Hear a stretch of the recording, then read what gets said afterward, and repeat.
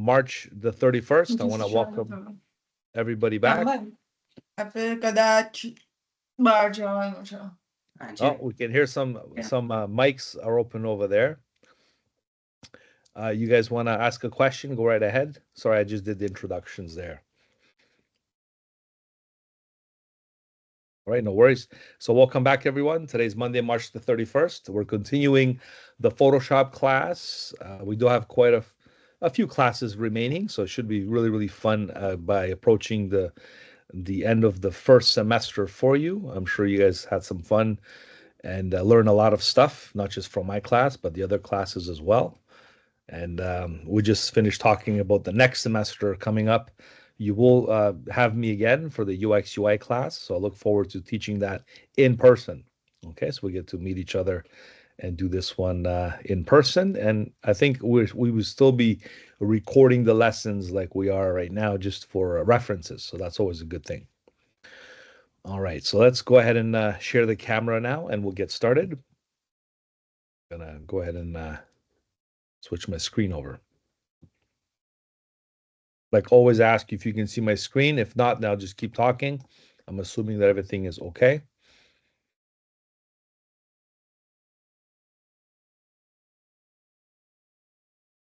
This clipping mask exercise I should have that done soon. You should have the grades for that one.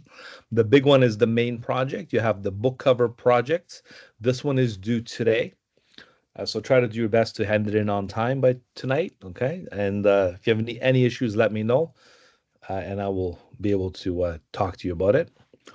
This is like far as the projects are concerned. I wanted to give you more time for the composite assignment, which is the next big one that's remaining. So the only big project that you have left till the end of the semester is the composite 2 assignments. So we did talk about it a little bit last week. Okay, it is the album art campaign project. It's a fun one. Okay, it's a little different than the previous one you did. This one is for like a group or an album, more like a music band type of theme. I believe you can pick your own band, or you can do an existing one. A lot of students, I even met a lot of musicians in the past. The students, they had their own band, or they have some kind of a music pedigree, whether it's singing, playing instruments. So they had some fun with it as well. If you don't, of course, we don't expect you guys to be in that industry, but if you do know anybody that's part of this type of entertainment genre, then you can definitely consider helping them out as well. Okay, so I'm sure this was briefed to you already. The thing is about this class is you're going to be demonstrating your Photoshop techniques. Okay, this is how they set this thing up to fulfill the objectives for the overall final presentation. You are going to be doing a presentation for this one. I'm not sure when it's going to be. It used to be in my classes going back. The schedule has changed, so it might be the other class. I don't plan on doing presentations for this one. I'm sure Roberto will, or Felicia, one of the two. But I used to do it before in my class. So the things I'm looking for is just to reaffirm everything you've learned so far. The more important things like layer organization and management, that's always been a key factor of utilizing Photoshop. So I want to make sure that's demonstrated throughout all your work, especially when you're creating this type of project or prototype for the next composite assignments, which is going to be a prototype for a website designed in Photoshop. This will include also image placements with the frame tool. This is the new added tool, one of the newest tools of Photoshop that was added to Photoshop is this frame tool.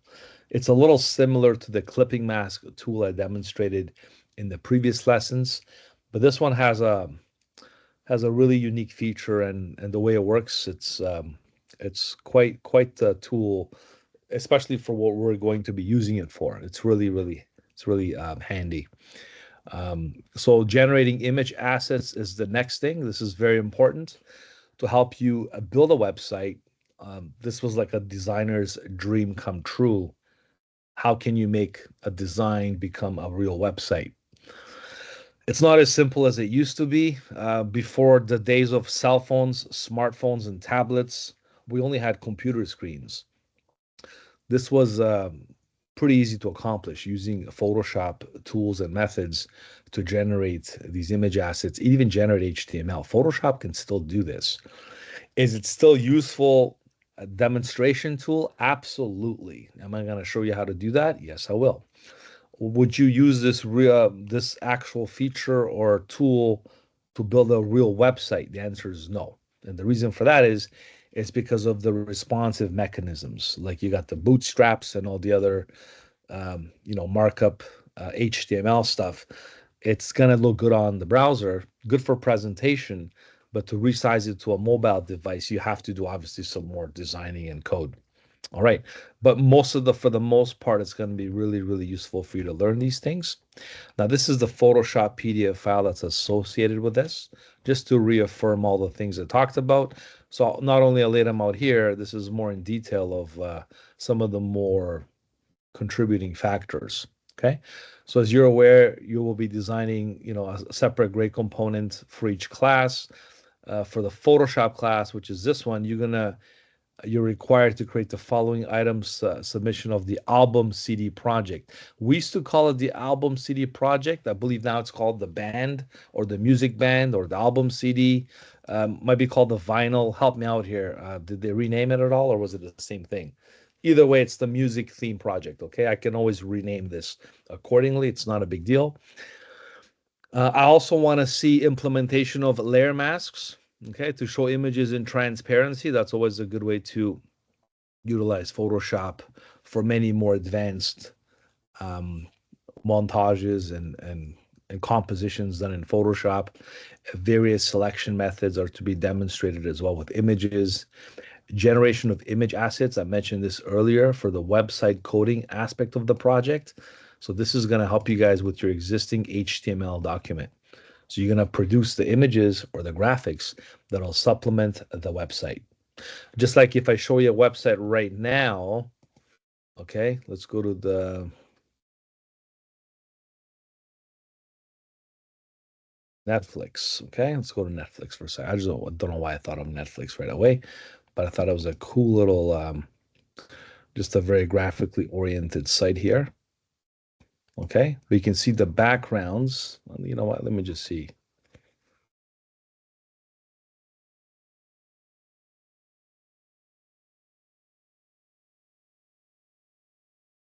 Humber.ca. I'll go to the main Humber page. So they did add some new cool video features, as you can see with the Humber site. Okay.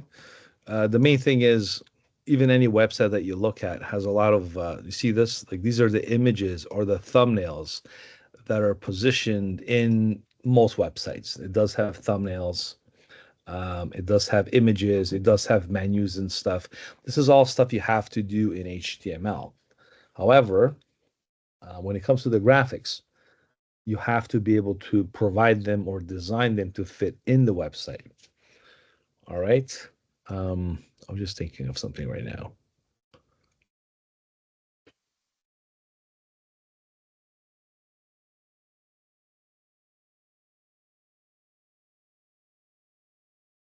Amazon. Let's go Amazon. Amazon's always nice and busy with graphics. There's a nice example here.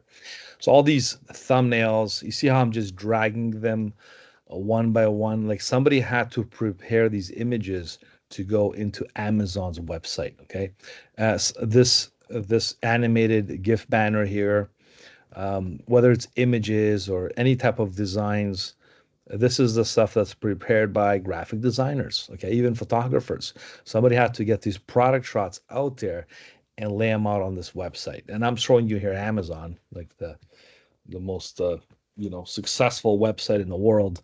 But you can see most websites are, thanks to the contribution of graphics, images, other sources, even videos that are laid out in such a way to support the website. So this is something that we're going to be producing from Photoshop standpoint, producing an actual skeleton or a graphical interface to support your HTML website. Okay, so we're also going to build wireframes just to resize this page here. You can see how it scales down to 3 columns. Doesn't go past that because it does have an app. So the website is not fully responsive on the browser. Okay. If you do go to let's go to one of my websites here. This is the website that I kind of designed for this Canadian made products one. You can see here I have a lot of similar images and graphics and stuff. If I resize this website, it's going to go tablet mode. There's a drop down menu. Notice how the main menu turned into a drop down menu. And then, of course, there's mobile view. So there's 3 different size configurations for a website. Either way, you have to, do the HTML part to make it more compliant to different variables and sizes. Okay. My concern will be obviously the desktop one, so you can from that learn how to do the mobile one as well. Next semester, as I mentioned earlier, we're going to be doing the UX UI class.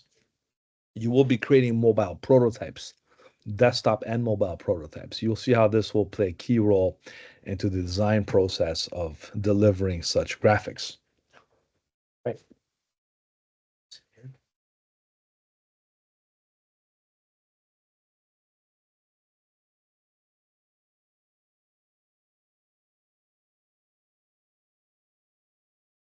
Um, so layer styles are optional, but can help with the overall presentation. Things like even layers, filters, and effects, and complete mockup, including the home page along with navigation, etc. And good luck and have fun. I'm going to show you examples of other students to see what's expected for this delivery, so you can see how other students handle this project. And that's pretty much the breakdown of this expectation. So a lot of Photoshop stuff.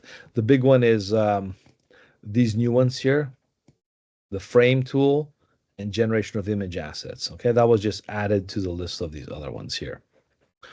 All right, like I said, we'll talk about this a little more. I'll show you some examples and you can see how this was delivered by previous students. And that's it. That's the only project you have left. Okay, the composite assignment 2, along with another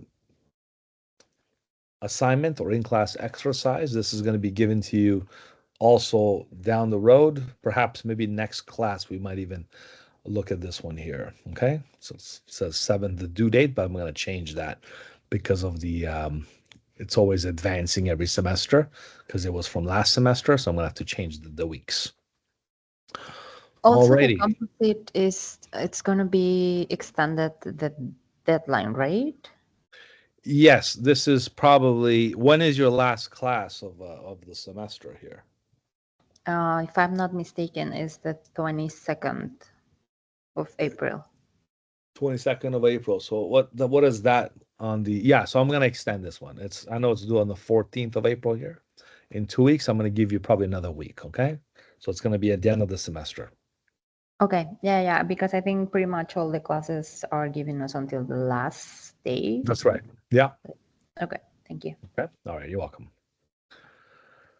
Yeah, so we have 3 weeks left, technically speaking, until the end of the semester. And this week I'm not writing it off. We still have a this week. It's only Monday after all. We have next week, and then we have the week after that. Okay. Alrighty, so let's get started. I'm gonna go to the module for today. So if we go back to the module here, you're gonna click on oops, there's my modules.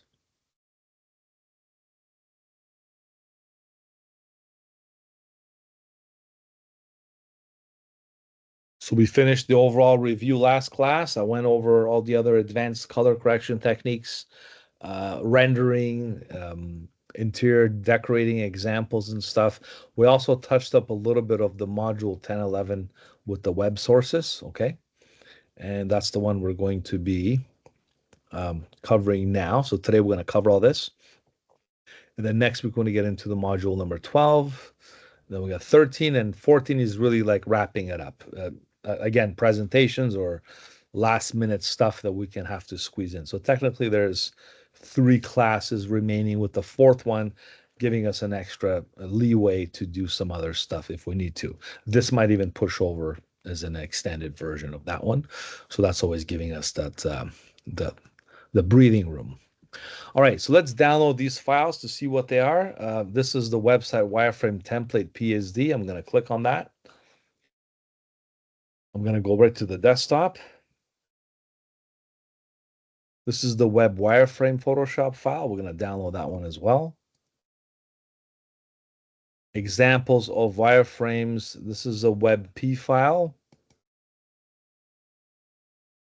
This is something I got off online as an example here. These are grayscale, low fidelity wireframes. Why is it called low fidelity? Because there's no colors. There's no graphics. There's nothing really too substantive to go by. All you see is, mostly like gray, different shades of gray, boxes, placement holders, and images. You do see some content though, because content is important, but then there's some other ones that they have even no content at all. Content can come later. This is more like your lorem ipsum, call it. Okay, so this is what a grayscale wireframe looks like, right? So that one is just an example. This is your web image sources. We're going to use this one to build today's exercise. So let's go ahead and click on this one as well, just to aid us into having some image sources instead of me asking you to go on the internet and looking for images. This is also applied for you. So just get all four so we can go ahead and start this module for today. Okay. Alrighty.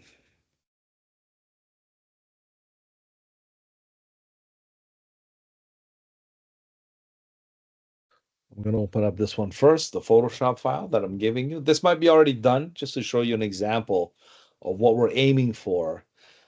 We're going to start this completely from scratch. So you're going to learn how to basically build a website from scratch using Photoshop's building capabilities. So this is exactly what we did last time. Okay.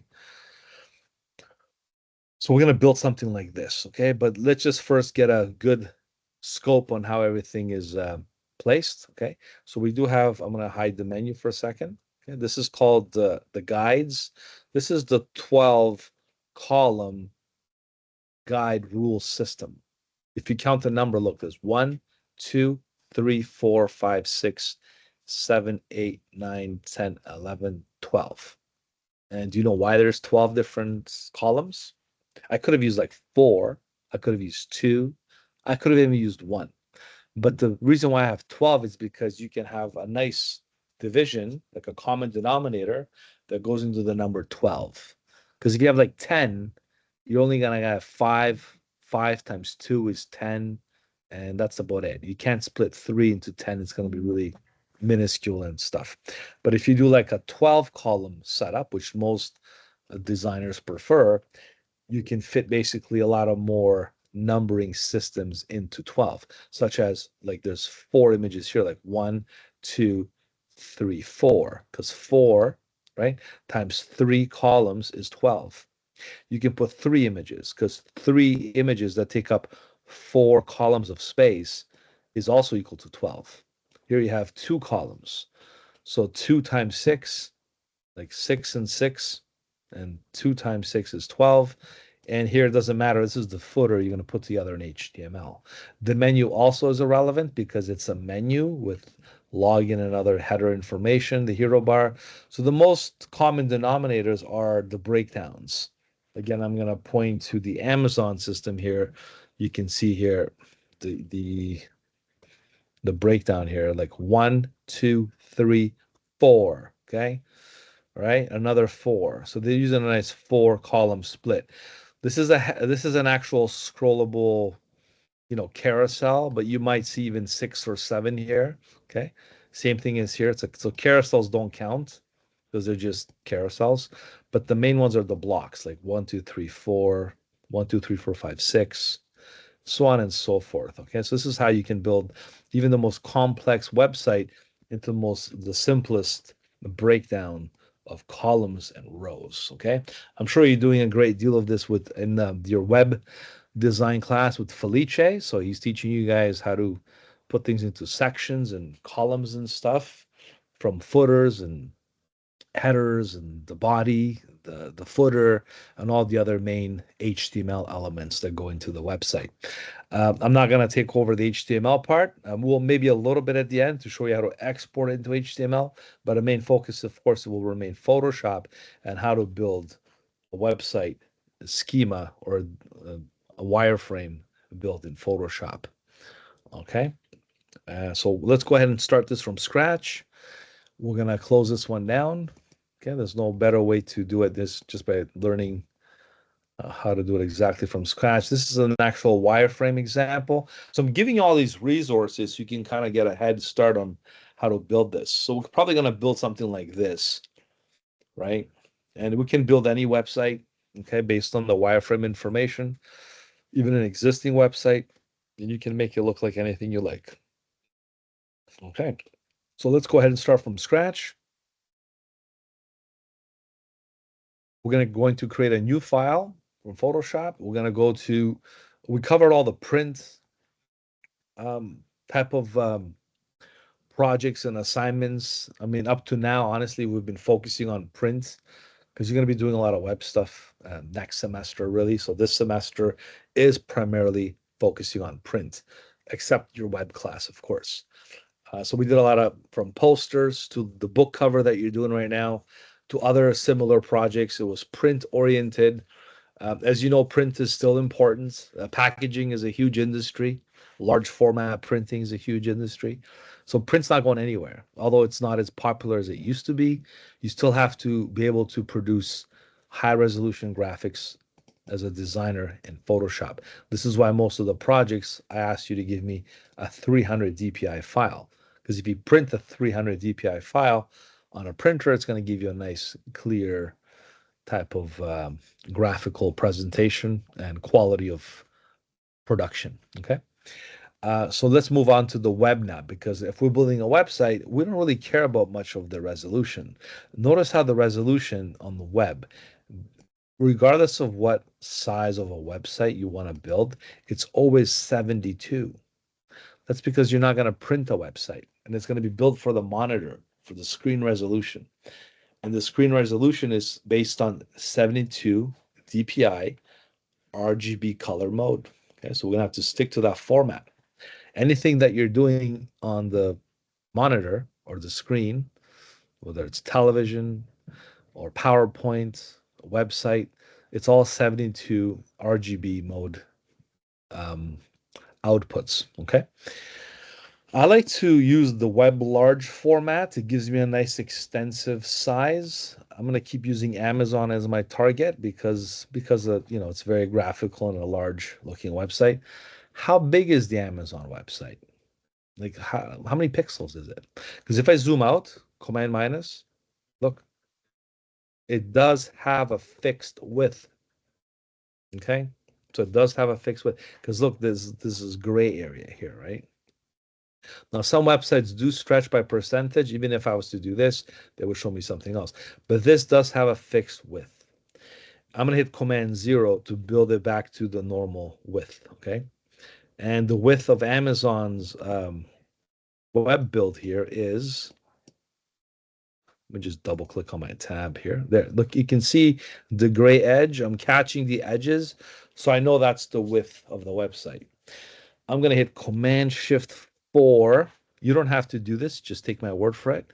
I'm starting at the top. See where the hat is on the left, the orange hat? I'm going to start all the way to the left where the blue line begins. From here, all the way across to the other side where the blue ends. And I'm looking at here, 1500 pixels.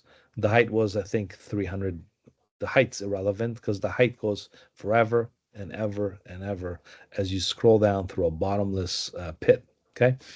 But if you we go back to Photoshop here and open the screen capture I grabbed from what I just did, you can see my point I'm trying to make by establishing the proper width of a website.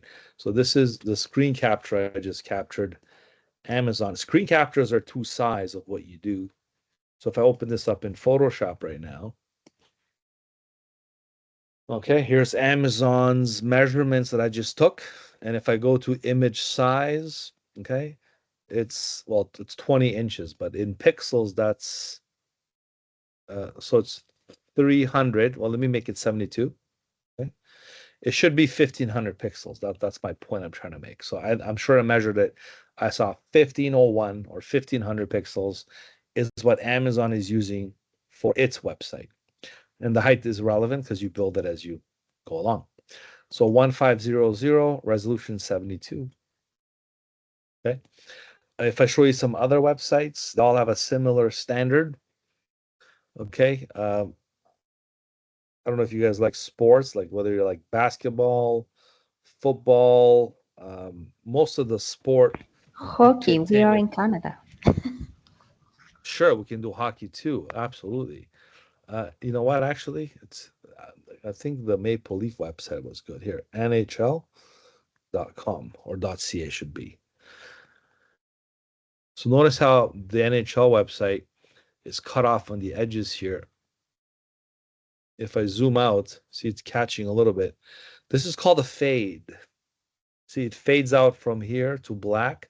So even if you catch the edge, it doesn't look like it's abrupt. So a lot of them do that fade effect. Okay, let's go to the Maple Leaf website. Maple Leafs here. We're gonna go to the teams. Where's the teams? Teams, right? And we're gonna go. That's right. We're in Canada. We're gonna go right to the Toronto Maple Leafs. Any Leaf fans in the house? Any Toronto Maple Leaf fans? Okay. So this is the Toronto Maple Leaf website. Now they do have an actual their own website. This is, I think, just the NHL version. But what I'm trying to show you here again is this. Look, they're using a pattern as a background. A pattern you can build in Photoshop and just put it as a BG source, and it'll pattern in the background with the matching blue so it doesn't look like it's fading out. Next time you go to a website, just zoom out, do Command minus, so you can see how the background is built. Okay. And that, of course, equates to the mobile conversion as well. Let's go to the Toronto Maple Leafs website. The official website is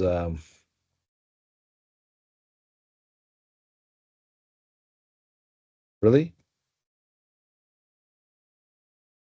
I know they have their own website. Official Toronto Maple Leaf website? I guess this is it then.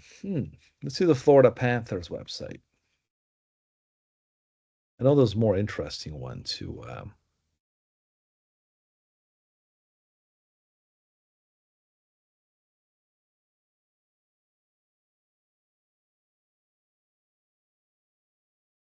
NHL.com. The LeafsNation.com? That can't be it. Anyhow, there's a way. This one's obviously smaller. You can see how this is an old website. You can tell because it's only like 800 pixels or maybe 1,000 pixels. So a lot of the websites do have the fixed width. Okay. I don't know if you remember Craigslist. Okay. Look at Craigslist. It still looks the same. Okay.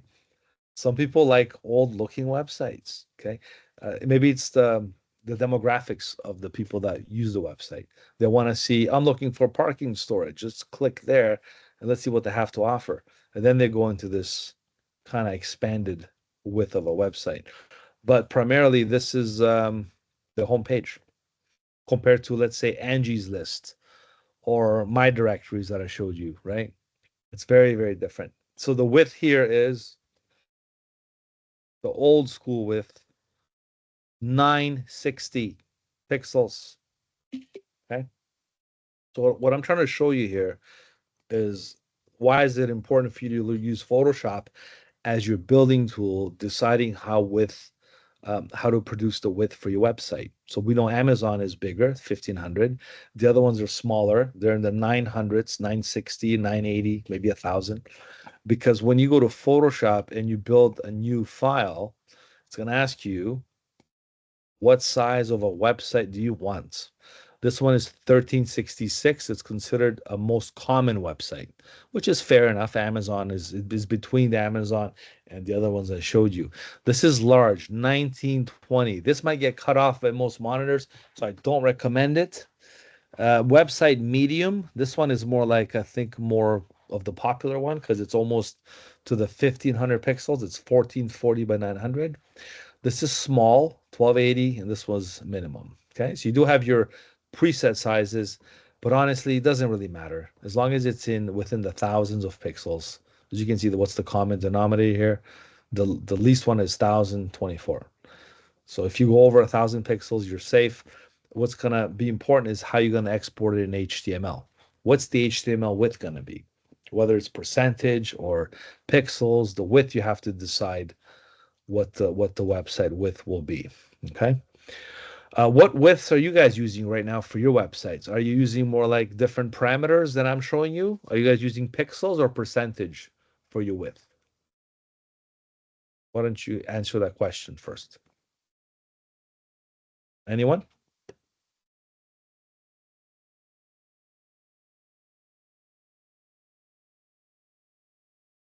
Are you guys using pixels or percentage for your widths? Pixels in general. So how many pixels are you using for the width?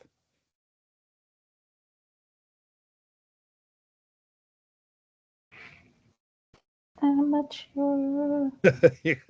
Crickets. I hear crickets, guys. What's going on here?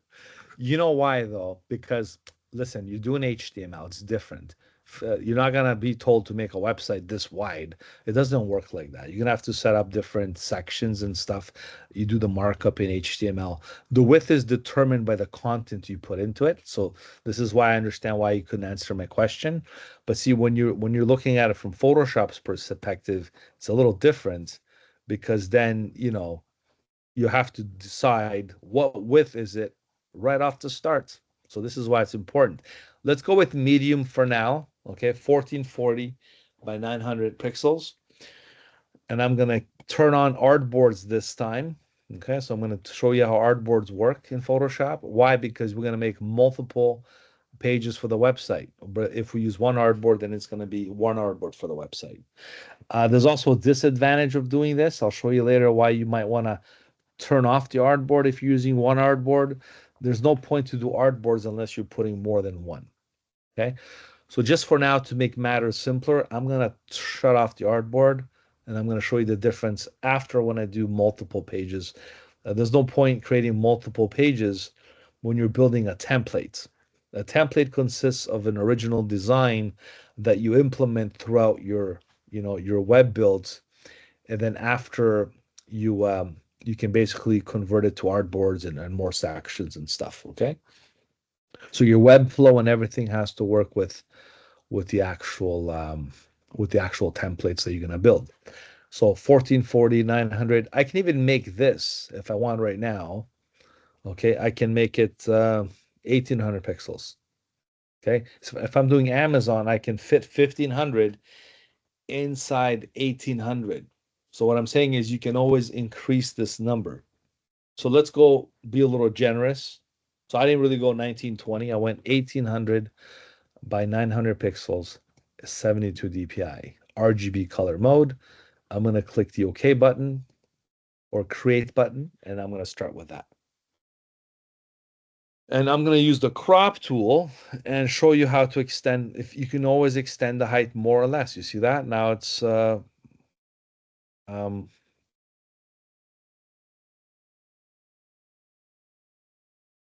probably 1400 pixels, whatever I made it. I'm going to press undo. Image canvas size. Canvas size in inches, it's 25 by 12 and a half inches. But if I go back to pixels, it's exactly where I left it to, 1800 by 900. Okay. So this is the canvas size. I'm going to press D for default. So it's black and white. And the only way to resize a website, you can use the crop tool. Okay. Or you can use canvas size to increase the contents without affecting, sorry, increasing the page size without affecting the contents. So I can make this here 1400 pixels, okay? And I can keep the anchor to the top. So whatever's up here, it's going to extend down this way. So the anchoring is important if you're adjusting your canvas size. If I click OK now, it's just going to add more height to my page. You don't have to get too technical with this as long as you have a good starting point. Perhaps I like this size here. So if I go to image size, next time if I was to do this, I would go with 1800, 1400 pixels. You can't go wrong with that number because it kind of nicely suffixes itself with all the other numbers I named earlier. Okay. So 1800, 1400, and you can always make it more or less after we build it onwards. All right. So the next thing now is creating our column structure. And this is, I mean, if I just show you other examples online here, the one I have as an example, maybe it doesn't really work. 12 column grid, whatever design you can see here. There's a 12 column grid system used in most examples that I can show you, stacking overflows and stuff. Okay, so there's a lot of the 12 column grids I'm talking about. And this is another reason why 12 works, right? This is a good example here because you got two sixes, three fours, four threes, or six twos. Okay, and that's why this is a common grid. 12 column grid is still the more popular one. It was popular since I would say the late 2000s, the 2010, 11, 12 really became more popular with the responsive resizes. There's the conversion here. Okay, so you can convert it to desktop, tablet, or mobile. Okay, so four becomes two, two becomes one when you resize the actual size. All right, here's another example here. Okay, so you get the gist of it, right? All right, so let's go back now to Photoshop, and we're going to set up this 12 column system. Now, doing this 10 years ago, even more, was a little more difficult. I would have to ask you to open up the rulers, which is Command R. You would have to do some measurements, even get the grid open. Okay, this is under View, show grid. Okay, you got your guides, everything set up. The way this grid is set up, okay, is I have it set up by my preferences, units and rulers. So my grid is set up here, right? Size.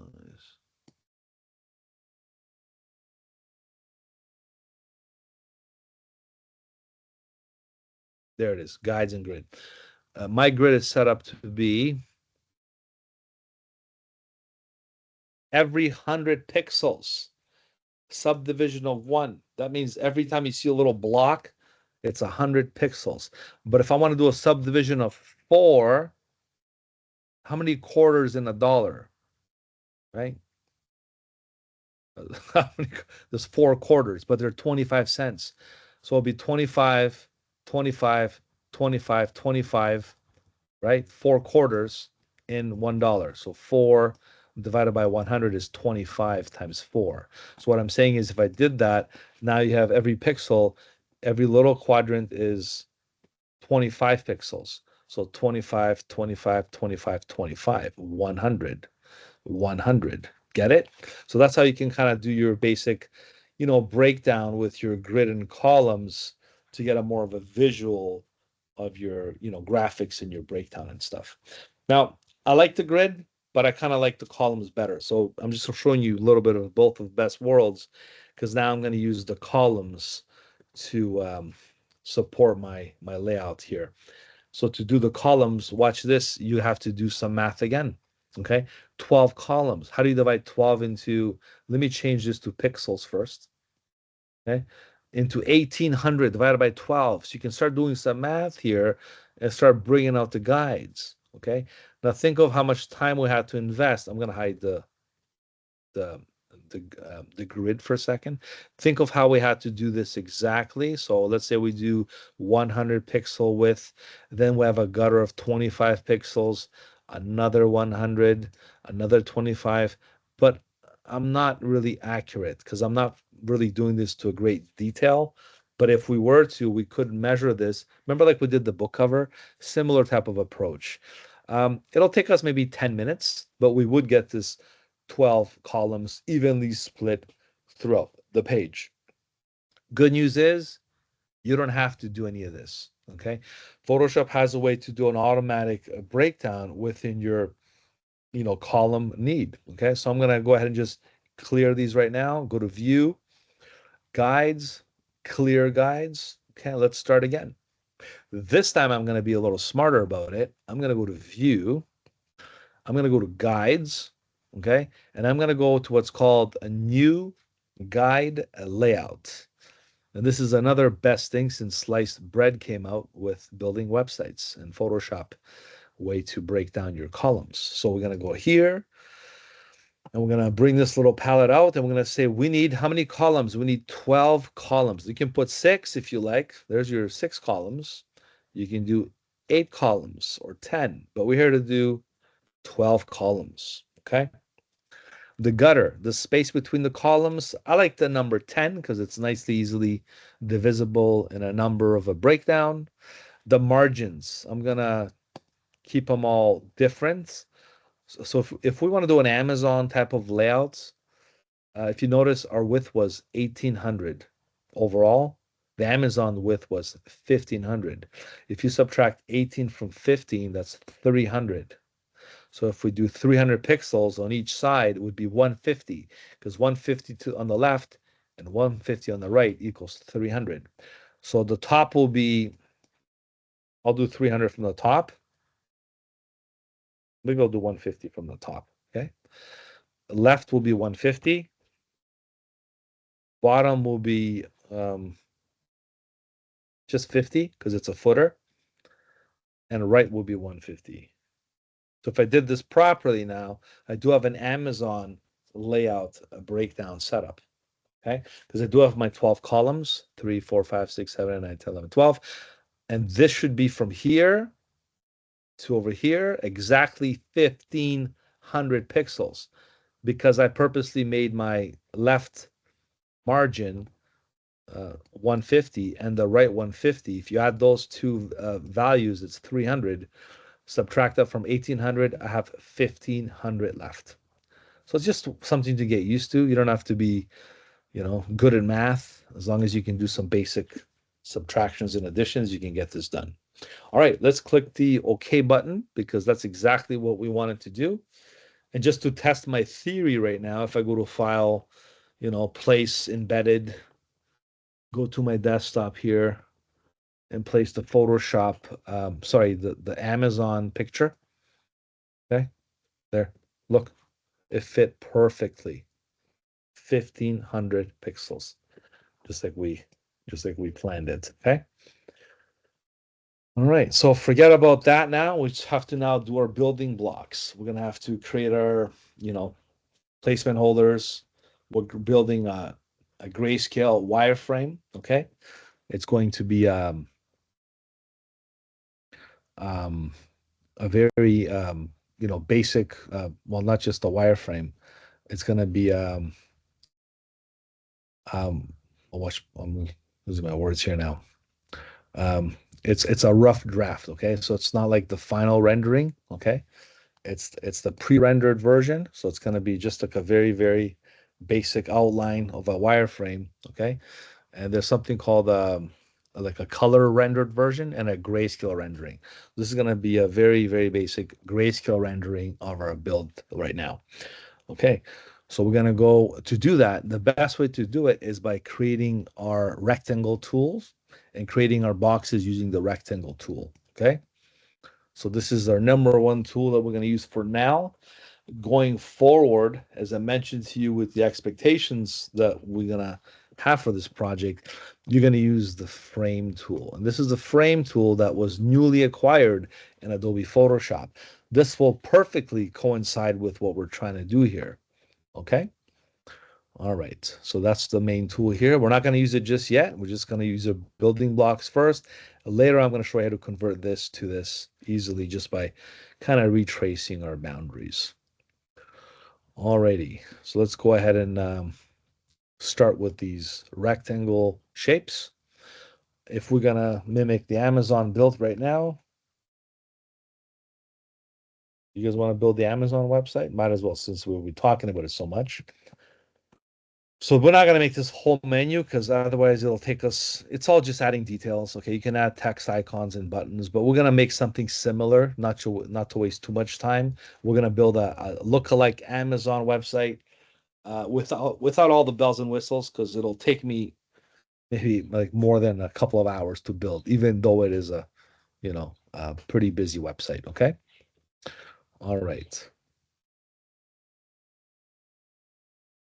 Just to do a reference, I can always do a screen capture like back and forth to see. I can measure the pixels here and there. I can make it exactly to the T. As I demonstrated earlier, this is how you can actually, most likely, a client's going to come to you and say, I want to build a website like this. You can then use that as a template or a go-to design type of targeting approach and then build a website. You're not copying anything. All these websites that you see are very similar. They're all built on the same building blocks. It's like making a car. All the cars have four wheels. Okay, they're all built on a similar structure. The only thing that differentiates, vehicles is branding, fixtures, details, obviously engine parts, you name it, right? You get my point. So all these things are pretty much built on a similar platform. It's the details, the graphics, the images, all the content that differentiates one website from another. Because if I show you, another website that, a Shopify website here,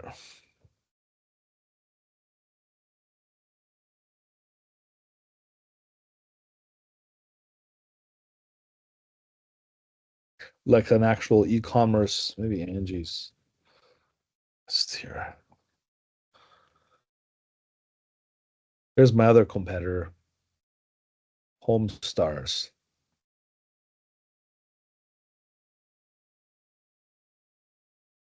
Wonder eBay. I haven't seen eBay in a while. Okay, here's another. This was before Amazon. This was bigger than Amazon before Amazon became about eBay. Okay, people would bid on eBay and sell products and do a very similar thing that Amazon's doing. But the difference is Amazon outsmarted them thanks to their inventory, their warehouses, and just their building, their corporate structure. Okay, so this is a similar approach if I can show you one versus Amazon as it is today. And what the way Amazon used to look like, if I show you, Amazon in the 90s, okay?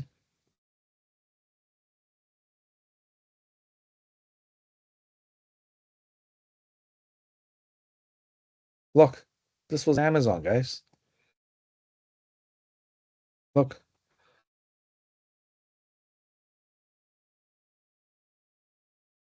Amazon used to look like that.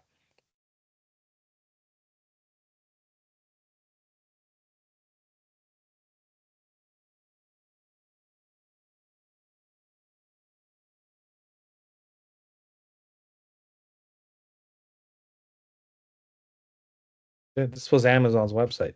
They had one column here on the left and the content on the right. Okay, that's how websites were. You're probably old enough to remember how websites were more simple and built differently than what they are right now. Okay, so right now you have obviously a lot more different building versions and stuff.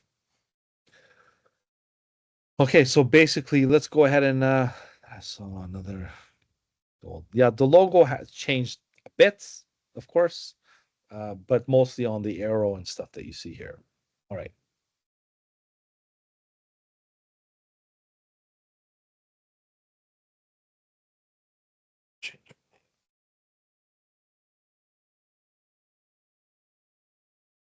So let's build the new Amazon right now. Okay, so we're gonna have a menu over here. Okay, we're gonna maybe perhaps this might be an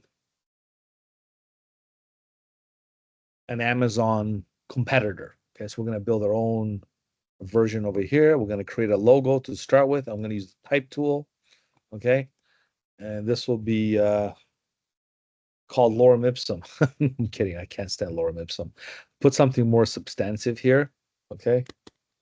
Yeah, we're gonna call this the Nile. Okay. Nile.com. Is there Nile.com?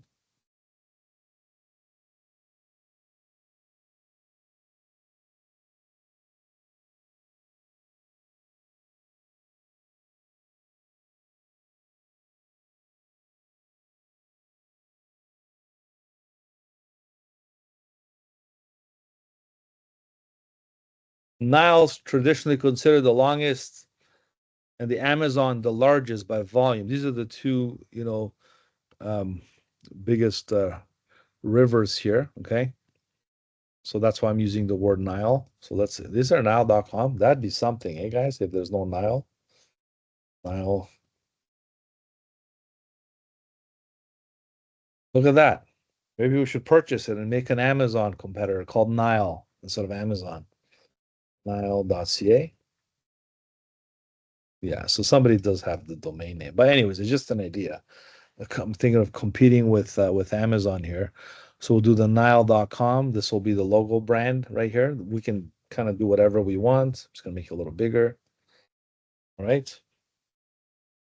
Here we're gonna create a menu. So to do that, we're gonna just use the text tool again. I'm gonna get rid of this AI bar because it's getting annoying right now. Similar menu options that we're gonna have here. So like maybe a sale going on, electronics, stores, new releases, home, books, fashion. So maybe we'll just make up our own menu here. So let's go with home, space, space, space, vertical divider.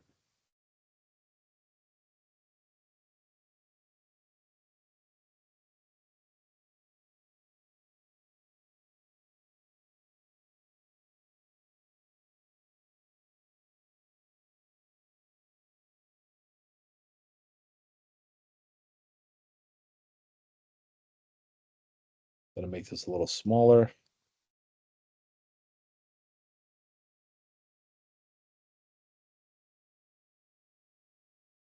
This is products.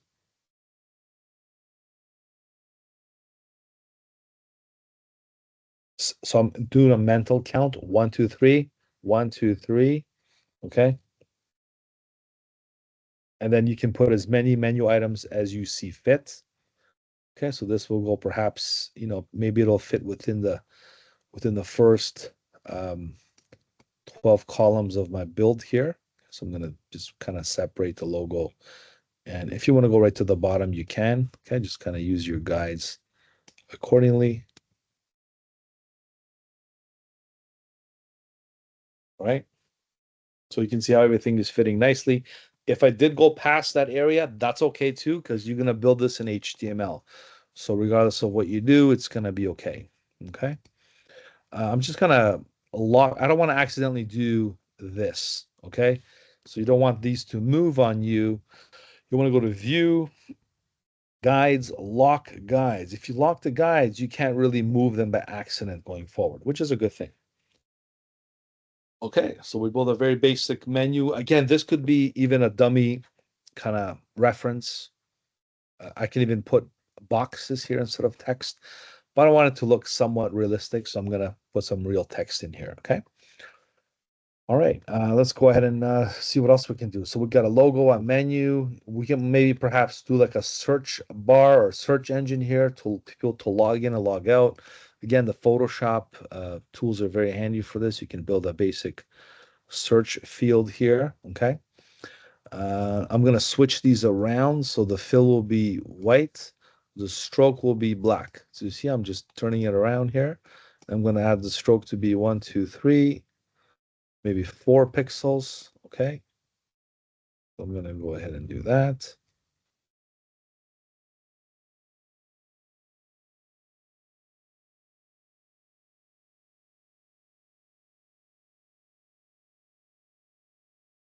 I want people to know that this is like a search bar. So I should put like a little magnifying glass in there to designate that one. So I'm just going to make it a little bigger here. And you can customize this in CSS or HTML, even with the JavaScript functionality to look for a query in your database of the website. So that could be easily accomplishable. I might look for a custom shape tool in this case. And I'm going to go here and see if I can find a little magnifying glass here. I don't think I'm going to find a magnifying glass. Um, but I know I can get one in Illustrator, right? So I'm going to borrow Illustrator for a second. Illustrator has a lot more web symbols and tools in Photoshop. And yes, you can borrow some from there and bring some in here. Okay, so again, we're building a low fidelity wireframe build here of a website. Okay, I don't want to call it a bad quality, a low fidelity. That's the proper terminology. It escaped me earlier. Okay, so a low fidelity build of a wireframe. I'm just gonna make this. I don't care what size this is, 8.5 by 11 print size. That's okay.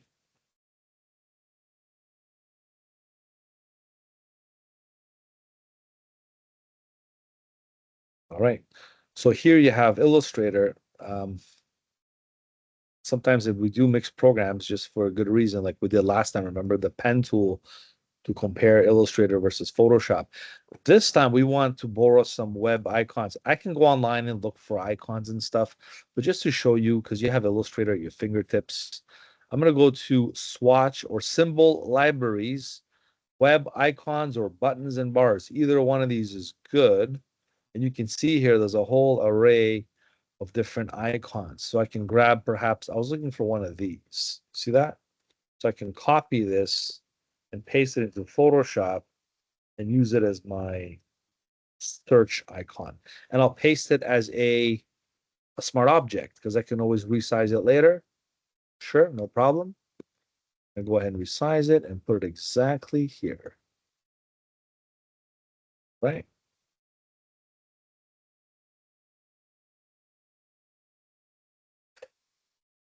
There. Yeah, so there's my search icon, and I can see how this could be, and I can put like members, log in, log out, all these other details that's gonna, help out my navigation. Right. So now I'm gonna create an actual header portion of the website. So I should have maybe pushed this down a bit, but it doesn't really matter. I can always go with the rectangle tool and create myself a nice rectangular section for the menu. So I'm just gonna go a little higher here. You can also create another guide if you want. Okay. Are you able to show us how you got the magnifying glass again in Absolutely. Illustrator? Yeah. So this is under window, and you have your symbol libraries, and you have the web icons, and you can borrow any one of these in Illustrator, of course. Look, you're looking for a shopping cart, and these are vector files. So if you want to color these, you have to do what's called break link, and then you can pick any color that you like. You can even do a gradient. You know what I mean? You can kind of do whatever you like and borrow these, and you can save these as SVG files and put them in your HTML on a real website if you wish. A PNG will give you, look, a transparency. So there's an actual icon. So you don't have to go to your, look for the web for icons. A lot of these icons are very iconic. These have been around since the earlier years of Illustrator. Like we're talking early 2000s. They haven't changed. Look, this is what a cell phone used to look like. This is a mobile icon. Notice how it's not a smartphone. It looks like a Nokia or like a Sony Ericsson from back in the day. Okay, that's how old these are. Okay, but they're still useful. I still see the same icons even today. Now watch this. There's more. Let me go one back. These are more like the fancy ones, the more eye candy icons. So if you want to do like an image slider bar, let's say you have one here, option drag shift, switch this the other way, and now you have a little image carousel that goes back and forth. Okay. And this is your you can build this stuff in here and then transfer it to like a website or something. Obviously, this will be grayscale. You get my point, right? So you can build these elements and design your wireframe shell. Okay, whatever it is that you're building here. Yeah, these are done in Illustrator. You're probably wondering, well, how did they make these? Let me just show you another one here. So how was this built in Illustrator? Well, you can also break the link and find out. You might have to do more breaking. You have to do like ungroup. Okay. So this is a look, it's a gradient, gradient. But why does it look like this? Well, because it has a, what's it here? Screen. Look, if it's normal, it's gonna look like this. If you do a screen, remember the blend modes we did in Photoshop? Illustrator has blend modes too. So if you do screen blend mode in here, it's gonna look like this, like a shiny eye candy look-alike globe icon. So a lot of icons you can build in Illustrator. Why Illustrator? Because it's a drawing tool. It's a lot better than doing stuff in Photoshop. As far as I'm concerned with illustrations and drawings, objects, this is your go-to. But you can then take this, copy it, and paste it into Photoshop and use it for whatever reason they want to use it for. Okay. There's my button. Right. Thank you. You're welcome. So back to Photoshop now.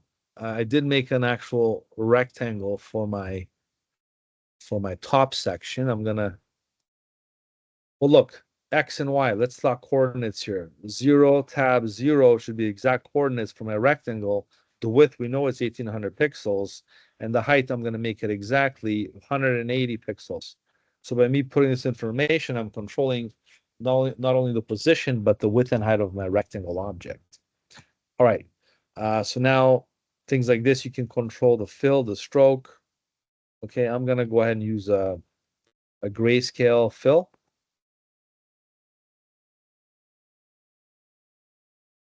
Here's my grayscale slider. I'm going to go ahead and do this.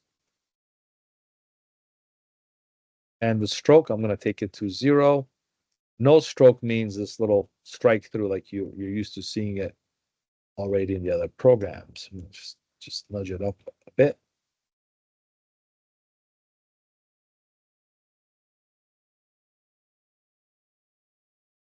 Zero, tab 0. There we go. Okay. And of course, I'll send it to the back also. I'm going to make some more room over here. This is my rectangle, which will go at the very, very back of everything. Okay. And just to change the color a bit. There.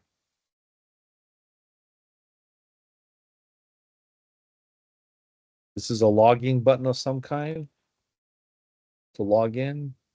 Sure, little eye candy button. Okay, I'll put it right there. So it's tucked away. When you click that, it searches your query. Okay.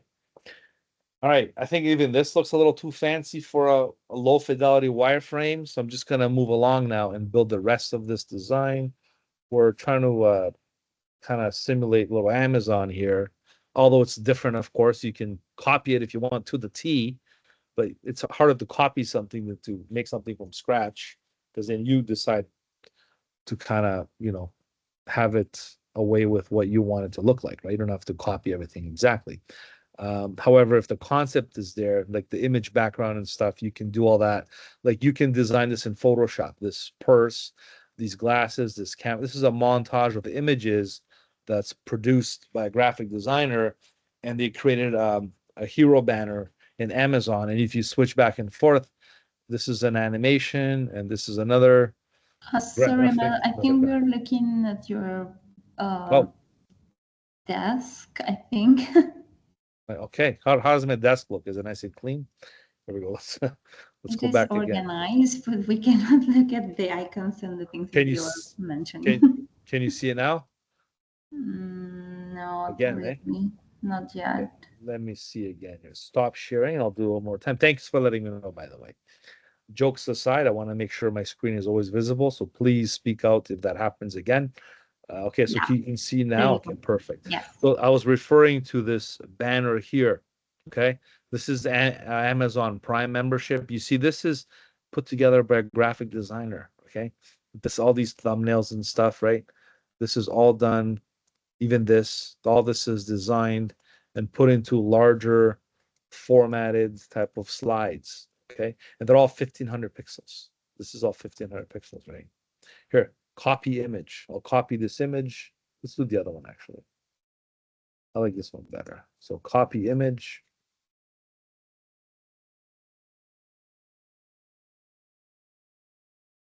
It's even bigger. It's even bigger. So the size is bigger, but that's because the way they saved it naturally. But look, this is exactly 1500 pixels. Okay. So we're not going to copy images like that, but I'm trying to show you how you can compare relevant content or websites to what you're building. So I'm going to go ahead and do another banner over there, perhaps another box. And this will be this one here.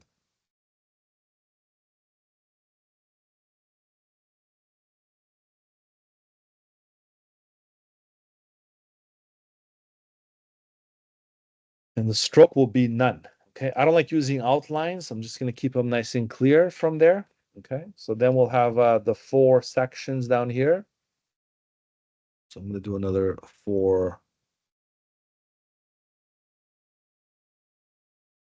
Sometimes it's better to deselect, reselect.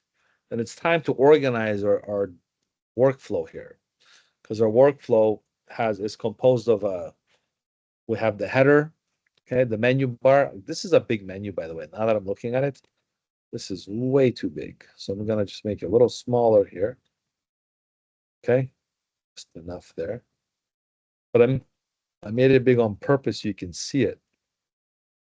You know, so you can kind of see it like that if you like. You can keep it centered, keep it in the middle. Okay, that's basically how it's gonna be. I'm gonna organize all this a little better. Um, Even the rectangle, the header. The only thing is this one here will be part of my body copy. I'm going to move this down here. And the rest of this information, I'm going to select all these layers and group them. I'm going to press Command G, Control G, or right click, new group from layers. You can do that as well. Okay. You can call this header. Okay. And this now is all part of my header breakdown inside my layers. And you know how to do this because you've done it with your other projects. Okay, so it's a good way to section your design in such a way that you're organizing your workflow. Okay. All right. This will be so I'll do very simple header, body, footer. Okay. We can also do hero banners and more breakdowns and more sections within the main within the body, but I'm going to keep it as simple as possible. So this other one's going to be the body. So I'm going to go ahead and create more rectangular elements here. I'll do the 3. There's 1. I'll change the color right off the bat.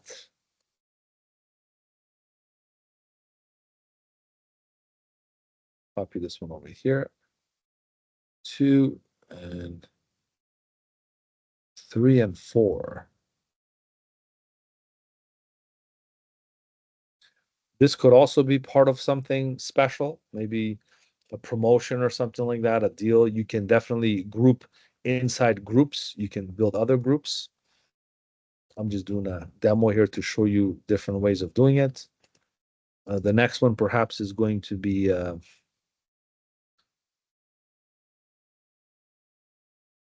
we'll do 2 and 2.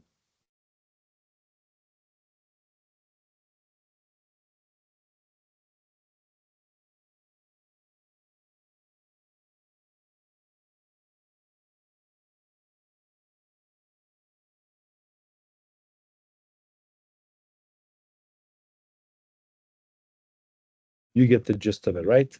So once you build your structure, you can then relate it to something that's here. You can do more of a breakdown and so on and so forth. You are in control at all times, okay?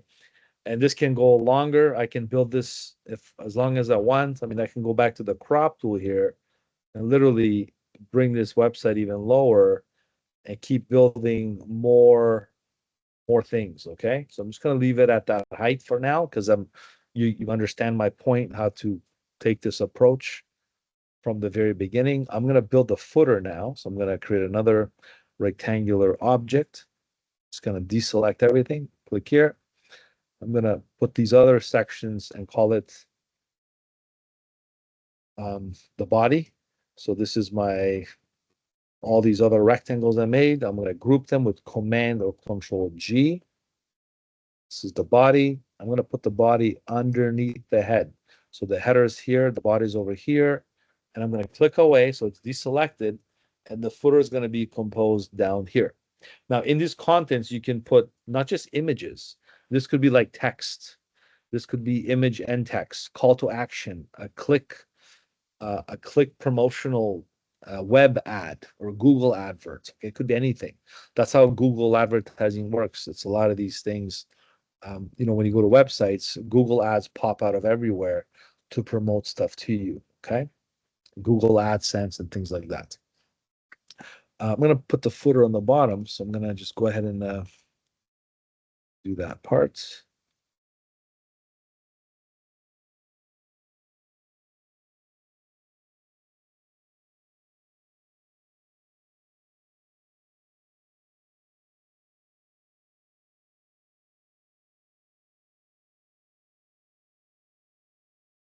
Fine, we'll go this color here. The shades of gray doesn't really matter. What matters is how you go about, orchestrating your layout and design.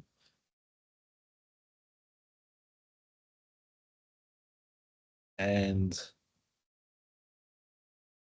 although I only have one layer, I might have other contents that I'm going to add after. So I'm going to create a group anyways for this and call it footer. And the footer will be at the very bottom of the order. So I have the head at the top, the body in the middle, and the footer at the bottom. This is how you can basically build a very, a grayscale composite, a low fidelity wireframe of a website. Even if you're building a mobile app, it's very similar. Do these kind of things to keep it nice and organized and easy to follow. Now you can communicate with your clients and ask them if this is what they're looking for. To put like some of the graphics here, promotions, images, call to actions, whatever they want to put in their website, this is something that you want to build. Now, as you can see here, the simplicity of this can easily convey the message of what you see here. It's all a matter of adding details in those squares and boxes, because those squares and boxes can look like each one of these things that you see. Okay, daily specials, you put text, image, text, 30% off. You build this to look like that, but that's the next phase, which is the high fidelity mockup. So that once the low fidelity gets approved, you produce the high fidelity. Okay, and this is where the next phase goes in. So I'm going to save this now. Let's do a save as low 30.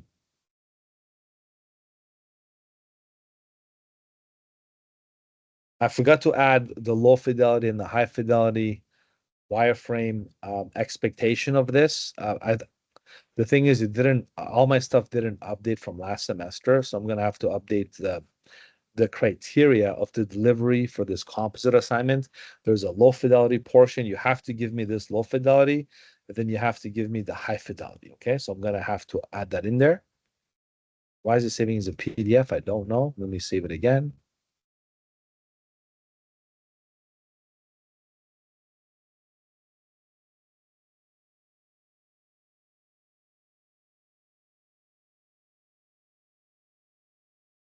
It's going to be a Photoshop file. Okay, I'm going to save it as that.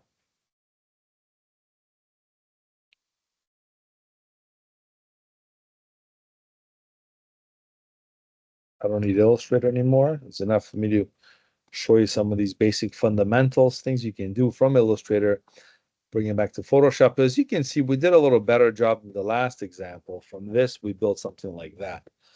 Regardless of what it is you want to build, you can make anything into a website from your basic wireframe prototyping techniques. Little details like this, don't worry about it. You can always tweak like the spacing and stuff. I should have turned on snap to guides, so when I did resize them, it would have fit nice and perfectly in there. Just to carry on some other examples, I teach this in my WDDM class because they're learning more like web-based projects and stuff. what I do with them is very similar to what we're doing. The only difference is they're doing more like coding and stuff like that. So just to show you stuff here.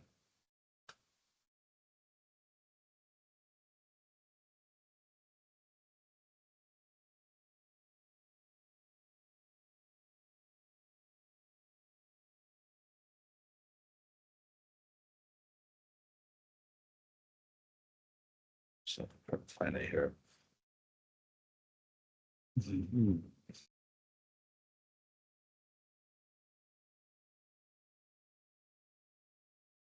Can't find the example. Anyhow, I'll find out. I'll show it to you at one point. Um,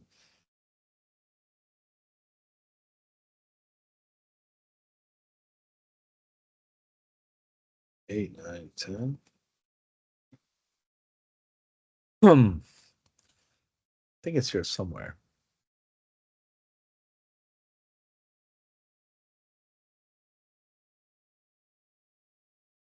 Anyhow, doesn't matter. I'll show it to you another time. Um, just to go back to our folder here,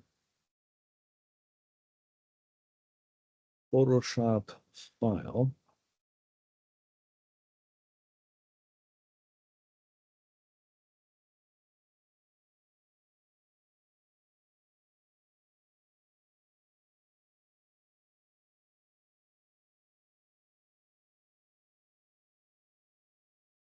Did I show you guys the actual truck example website that we use from an example that we built before? I think I have one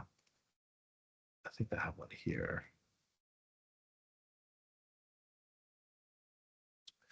File.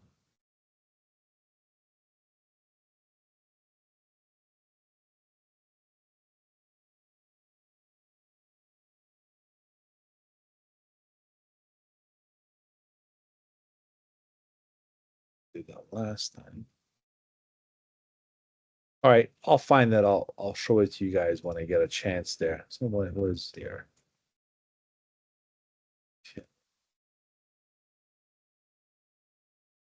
Yeah, I'll find it for you. I have a Photoshop prototype of a website example. I have a lot of them actually. Just have to find them here. See, is it here? Photoshop main. Give me 1 second here, because it is important that I show you that one.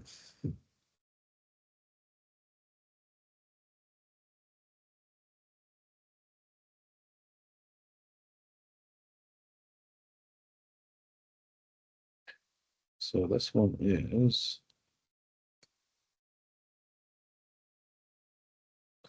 yeah, it's in here. Did I show you guys this one here? I'm gonna copy it over here. There we go. A lot of searching. This is a website done in Photoshop. It's for a transportation company. One of many templates you can find online. Believe it or not, people sell these templates online and make money. This is a Photoshop template. Looks like this. Okay, so something like this that we're building can eventually look like this. We just have to, get the texture, get the colors, pick the fonts, space out the buttons the way that way is concerned, put some graphics and stuff. This could be that looking website. Okay, now just to show you, this is not organized at all, as you can see. Okay, so the downfall is it's not organized. It's got some groups, but that's about it, right? So it does need better organization, but this template is um, done by a graphic designer, and you can see how, look, everything is in layers. Look, solutions, books. So if you want to rename this and call it, magazines, you can change it. Basically, you can change this template to make it look like anything you want. Look, this truck has a little shiny effect. There's an image here, a banner here. Like basically, all this is done all in Photoshop. Okay, and you can build almost anything the way you want it to look like anything, uh, you know, website based or web content look alike, and then convert it into HTML. Okay, but first you start off with the grayscale wireframe, and then you create a high fidelity wireframe, as we are going to do with this example here. Okay, right? So you get my point. Okay, I'll show you some other student examples, what they did with this. So this could be like your final composite assignment that you can hand in something like this, except I'm looking for more better layer organization. Okay, but see all the details, everything that you see here, it looks like a website, but it's done all in Photoshop, right? Look, this is a layer clipping. So if I press Option click, okay, this image is clipped within the layer. So we're gonna do all these little techniques. You're gonna learn how to do all this, so you can actually go ahead and create this exact or similar design. Because once you know how to do this, you can build almost anything visually in Photoshop, and then transfer that into like HTML and make it an actual website, right? Just to show you some other similar examples, like from low fidelity to high fidelity comparisons. Let's go to I have a question. yeah. Um, every time we do a clipping mask or clip an image like that, um, I am tempted to delete the rest of the image. And um, do we keep the whole image as a clip only because we may come back to it and make changes, or is that Yes, why we do that? Or if that's not my intention, then I can just delete it? Or Sharmila, I totally understand your point. A lot of times I'm tempted to do the same thing because if you keep everything, then it does get too crowded, right? So what you want to mm, do is you do want to have two versions. That's why I save a copy. So you save a wireframe copy for the reason of keeping a wireframe composite. And then what you do after is you replace the grayscale contents with the actual real images. Now you can keep it or you can just replace it and delete the grayscale because you already made a copy of the low fidelity. You know what I mean? So once you have a copy, you can keep doing what you're doing. If that makes sense to you, that's fine. It works. Okay. okay. All right. That So I'm that just applies to every project, right? Like pretty even the much exercises you're showing, if we don't need it, then it's just whatever I want to do with it, right? that's right. Exactly. Because it's your method of designing, right? So Mm-hmm. you keep improving it more and more as you go along. It's progressive basically, right? Okay, thank Okay, you. very good. So I'm just going to show you some more examples here of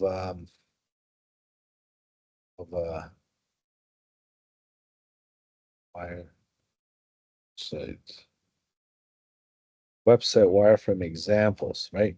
Just so you guys can see how even some of the more popular websites out there are built using the very same. I saw the New York Times, CNN. Let me show you. Here, I'll do CNN. Saw that one there already. Okay, so there's the popular news broadcaster out there. Okay, you can see here how this was there's even tutorials. I'm using from home. It explains. For example, here's how it looks compared to the original. So as you can see, So he's doing a comparison example of how this, even you can see here how this website, this is the high fidelity version, this is the low fidelity version. So nothing different than what I'm showing you here. The difference is we're using Photoshop. There's other programs that do this, okay, like Figma and Sketch and even XD, even Illustrator. I remember in Illustrator, students were able to do these. I mean, to be honest with you, this would be easier to do in Illustrator than Photoshop.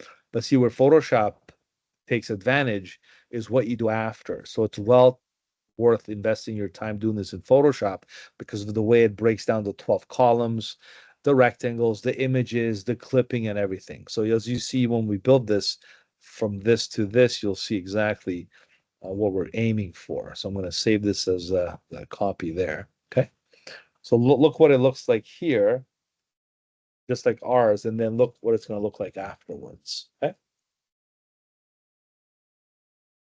All right, so let's go ahead and do the next follow-up section to this one because I do want to capture everything in this video. So now we're talking about colors, images, sources, content, and so on and so forth. Because once they teach you how to do the low fidelity and the high fidelity, then next week in the next class, I'm going to show you how to export it for HTML, how to export the image assets and things like that, okay? So let's go ahead and change this also so you understand the delivery here. Before I forget, because I noticed it when I transferred the documentation from the previous class to this class. All right, it's here.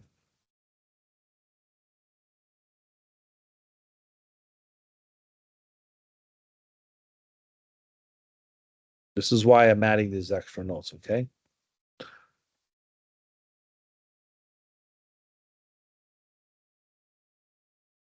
Low fidelity to high fidelity.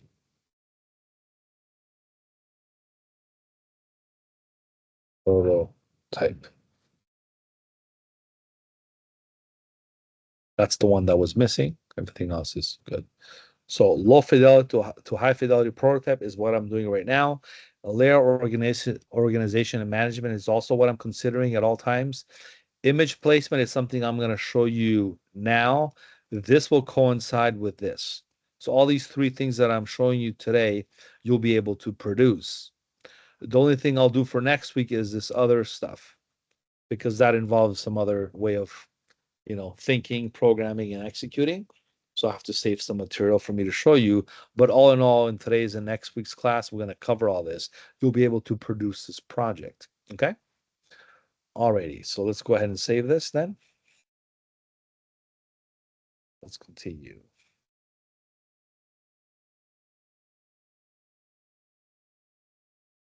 So we have the low fidelity wireframe completed. Now it's time to do the high fidelity wireframe. So for that one, well, first let me address this issue with it not snapping. You see how it snaps and doesn't snap? So you can basically go in there and control these values. You can hit Command T, you can transform, right? As you transform, you can go to View and turn on Snap to Guides. So if you do Snap to Guides, it'll only snap to the guides that we set up for the 12 columns.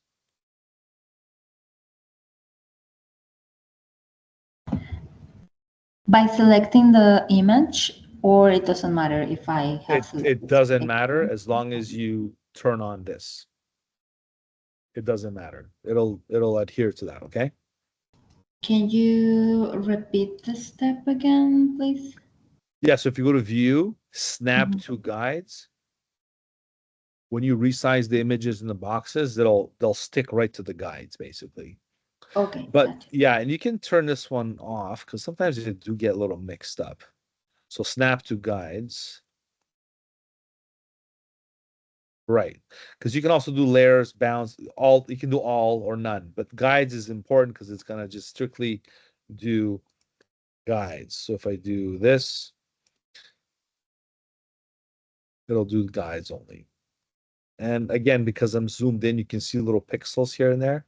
Not to worry, even if it's off a little bit. As long as you're close enough, it'll do the job.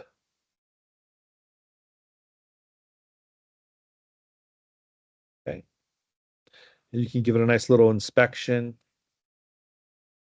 You can go snaps there. Oh, this one's way off. So I'm going to press Command T. I'm pressing Control or Command T. Okay, and I'm just doing the snap that way. And that's how you can perfect your placements and your edges. You can see here, it's going to snap right to the edge there. You can do a little back and forth. With the arrow keys, you can adjust it slightly if you need to. I'm just doing Command or Control T. I'm going to hit another Command S to save it. And this, ladies and gentlemen, is my low fidelity wireframe. Again, for you, it might be bigger and longer. You're going to have a lot more content to add. So for now, I'm just going to keep it to this point right here. Okay. And if I want to make it, let's say, longer, then I would go to the crop tool. Okay. Press D. Watch this. I'm going to do that. Use the move tool. By the way, what's my canvas size now? 2035. I'm gonna make it, you know what? I'll make it 1800 pixels by 1800 pixels, but I'm gonna anchor to the top. That means all my content will stay fixed to the top while it's gonna trim the bottom to the size that I want, okay? Like that. And I can just move this footer down below. I can go to view, unlock my, remember I locked my rulers? So unlock the guides. I'm gonna move this guide down here. Okay. I'm also going to copy, let's lock the guides again. So lock the guides. Don't clear them accident. They almost did that actually. This time I'll create 3. Okay, so I'm gonna grab this one here, Option drag, Command T.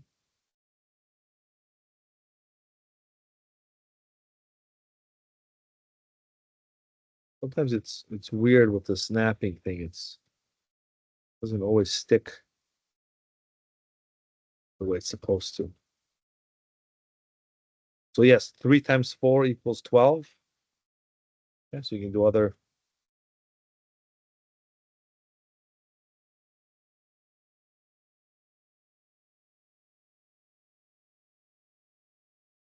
If you want to align these perfectly, you can select both with Shift, go up here, and just do a line top.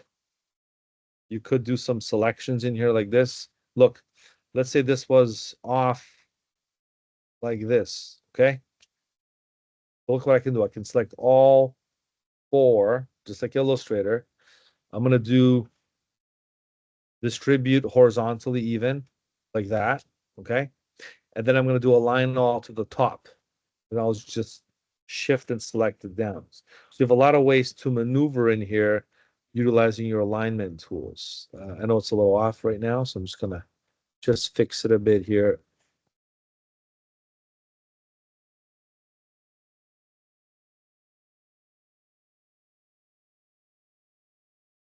See, 1 pixel can really throw things off, right? Maybe the gutter was too tight, but that's something I can also change after or before. It's not a big deal, okay? The height and the difference here doesn't matter because you're going to put maybe text, videos, and images. So you can always move that around regardless. All right, so I just showed you how to adjust, a size or a height if you need to. I'm going to go ahead and resave this right now. Save as. I'm saving this as a Photoshop document. Like you asked me earlier, Sharmila asked me, is it okay to delete the boxes after you place the contents? I would save this first. And if the next part is for you to do that, then you can go ahead and start deleting these and replacing them with real content. So there's the body, and there's the footer, and there's the header, and I'm ready to start building my web page right now into a high fidelity format. So for that, I'll need some images. And of course, I can spend a lot of time doing, Photoshop and stuff, but I'm just going to borrow some graphics from here. Okay. Perhaps I'm going to grab this image and put it in my banner. And again, you can build your own graphics, of course. Copy this. Go to my rectangle here. Okay. And I'm going to hit paste. Oh, it's copying the actual other one, but that's fine. I'm going to use this one. Graphic purposes. Okay, so this will be, I want to put this in that box. How do I do that? You remember you hold Option click? Option click is how you clip images inside containers. In this case, a clipping mask, right? Same thing you can do with these. So now you're producing a high fidelity wireframe. I'm just going to grab the background of this image here or this graphic and change it to a color. So we're going to go with a different brand here.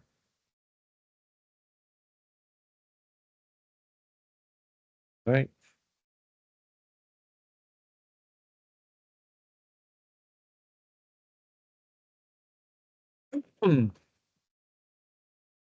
Right, so I'm just kind of creating a high fidelity version of this.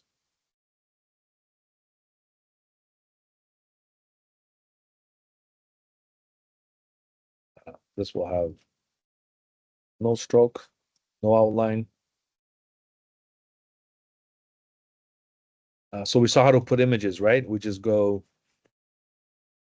place the image. Of course, you're gonna create the banner or the image that you're supposed to put in there, put it in groups, folders, layers, organize it, and clip it within the actual frame. Now, when it comes to products and such, let's say you want to grab something like this or something like those. Same thing goes, right? You gotta, what these are here. I'm just gonna borrow these images for now, but hold on, we have our own images. Let's go dip into our own gallery here. Okay, so how do you put images in here? You're not gonna go to copy and paste from websites because this will be the banned website that you're making. So the images right now that I have are all saved in this folder. Let me open the image sources folder that I shared with you on Blackboard. So this folder is located right here. Um, right over here. Web image sources from module, sorry, 10 and 11, web sources, web image sources. So it's in your module 10 and 11, that's where you grab that from, okay? Okay, perfect. So let's go ahead and grab that image source folder, which is this one here, extracted. What you will find inside is a bunch of images. And yes, there's a like a pattern. There's some shoes and products and just images for us to use for this demo, okay? Okay, so a lot of different shoes of products, landscapes, and things like that, right? Backgrounds of banners. So we're gonna use this as an example to fill our contents or our placement holders in Photoshop. So I'm gonna start with this rectangle here. We're gonna go File, Place Embedded or Linked. If you do linked, you can edit the image externally. If you do embedded, it's gonna make it part of the file. Either way, it doesn't matter because you're building a Photoshop template. So I'm gonna stick with embedded for now. I'm gonna go to my image sources and choose maybe this image over here. It's a JPEG, no problem. It's going to be bigger than my allotted size. So I'm going to just resize it and place it right over here.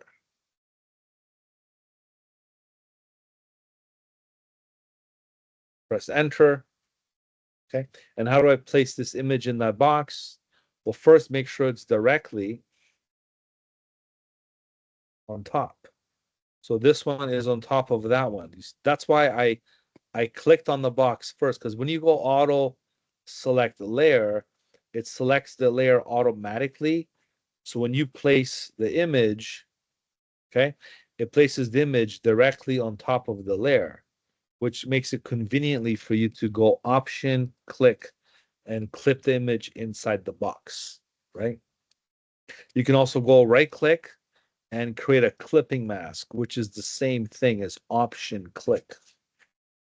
Okay, I'll do the same thing for this one. You click on the image or the box that you're putting the product into. You do file, place embedded, or linked. Make sure you stick with one, because if you don't, it's going to ask you later, where's the images? So keep with embedded for now. I think it's a safer option for us. I'm going to go ahead and do this one here next.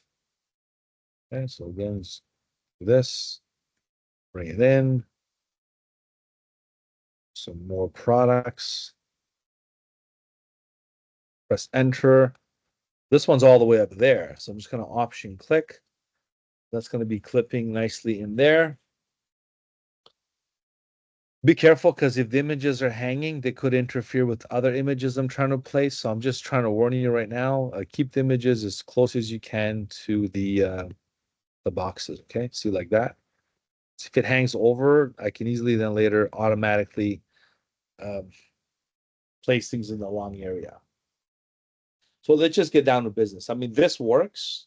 Okay, this is okay.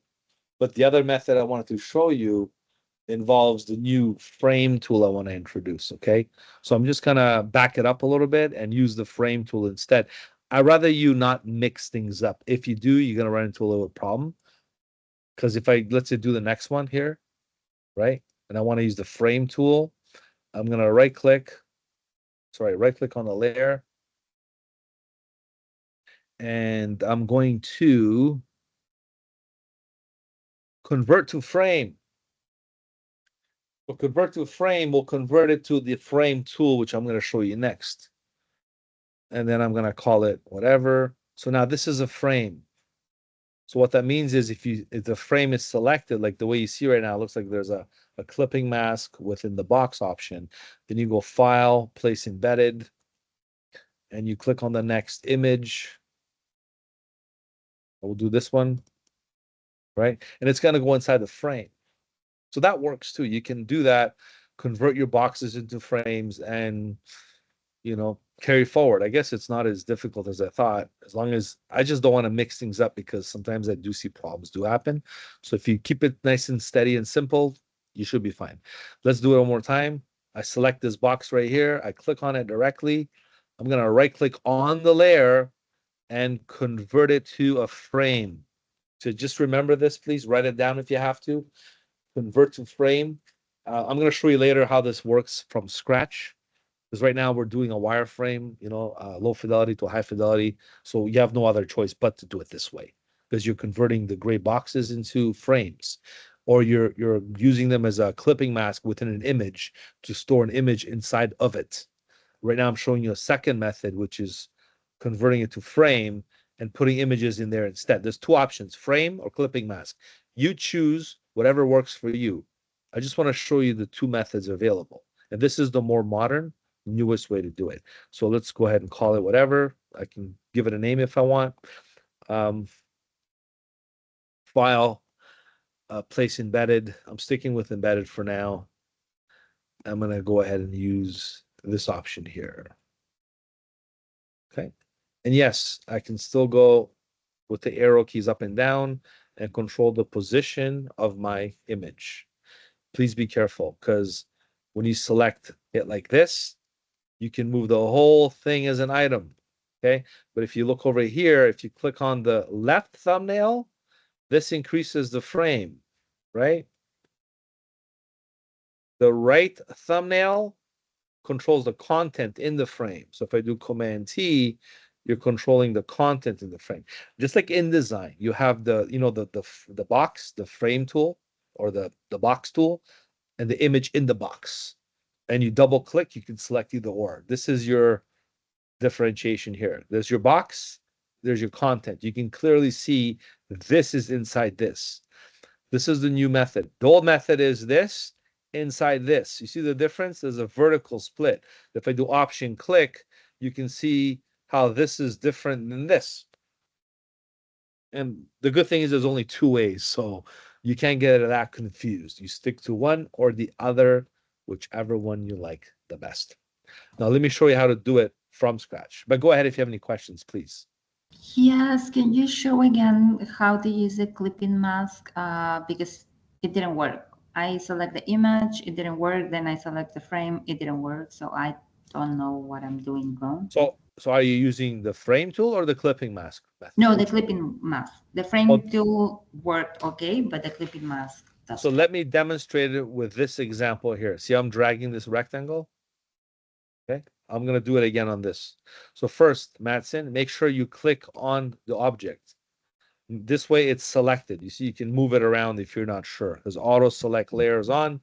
Once it's selected, you go to File, Place Embedded, okay? And you choose an image. I'll pick this one, the bike. I'm going to click Place, right? So it's going to place the image directly on top of my target, which is the rectangle, like this, right? Then you have to right click on the layer and you create a clipping mask, and it should work. Or you can option click in the between to clip the image with the box. Does that make sense? So try that one. Yes, I think so. Okay. Again, you click on the object, you place the picture, and you make the picture a clipping mask. It should do the vertical thing. Okay, just be careful because then if I'm mixing this and that now, they will conflict themselves. Okay, so I rather stick with the frame tool in this case. So I'm gonna use the frame tool with this new one. Okay. Actually, let me use the clipping mask again here. I click on the box like this. I go File, Place Embedded. I select the corresponding image that I want to go there. This beautiful landscape picture might do the job. This one is smaller. That's okay. I'm going to resize it, move it in position. Make sure it's bigger than the box, right? So all you do later is you option click, right? Or you can right click and create a clipping mask. Okay. Now, instead of these three and me doing repetitive tasks, I'm going to do is I'm going to delete. Well, let me just convert this one to the frame tool and delete these ones because I want to make new ones from scratch. So we all know how to convert an existing object into a frame, right? Convert to frame. Because when we do that, you see the X. Well, you got to give it a name to call it whatever you has to be. You'll see this X. Now look what happened. Because that image was overlapping on that area, it clipped that image in here. So this is what I don't want to happen to you. So I'm going to press Command Z and be careful not to clip the image that way. Okay. So be very careful because you know why that's happening? Because this image, look, it's overlapping this area. So if I make this a frame, it's going to put this image in there because it's very close together. Okay. So one way to prevent this from happening is to lock the layers. Okay. So this one, if you see this happen, just basically go up here, just lock it.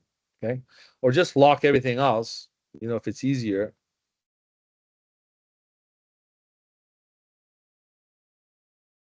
Right. Or just lock the one that's on top. Just gonna lock it and I'll lock it. Just lock the image to prevent it from happening. Because now if I lock the image now, I can go here and right click, convert to frame. Okay. And then I can place the image in it without being affected. So that's what I was afraid of happening if you were to accidentally do that part. And let's grab this one here.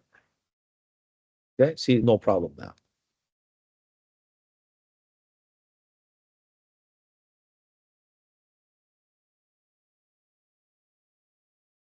Okay.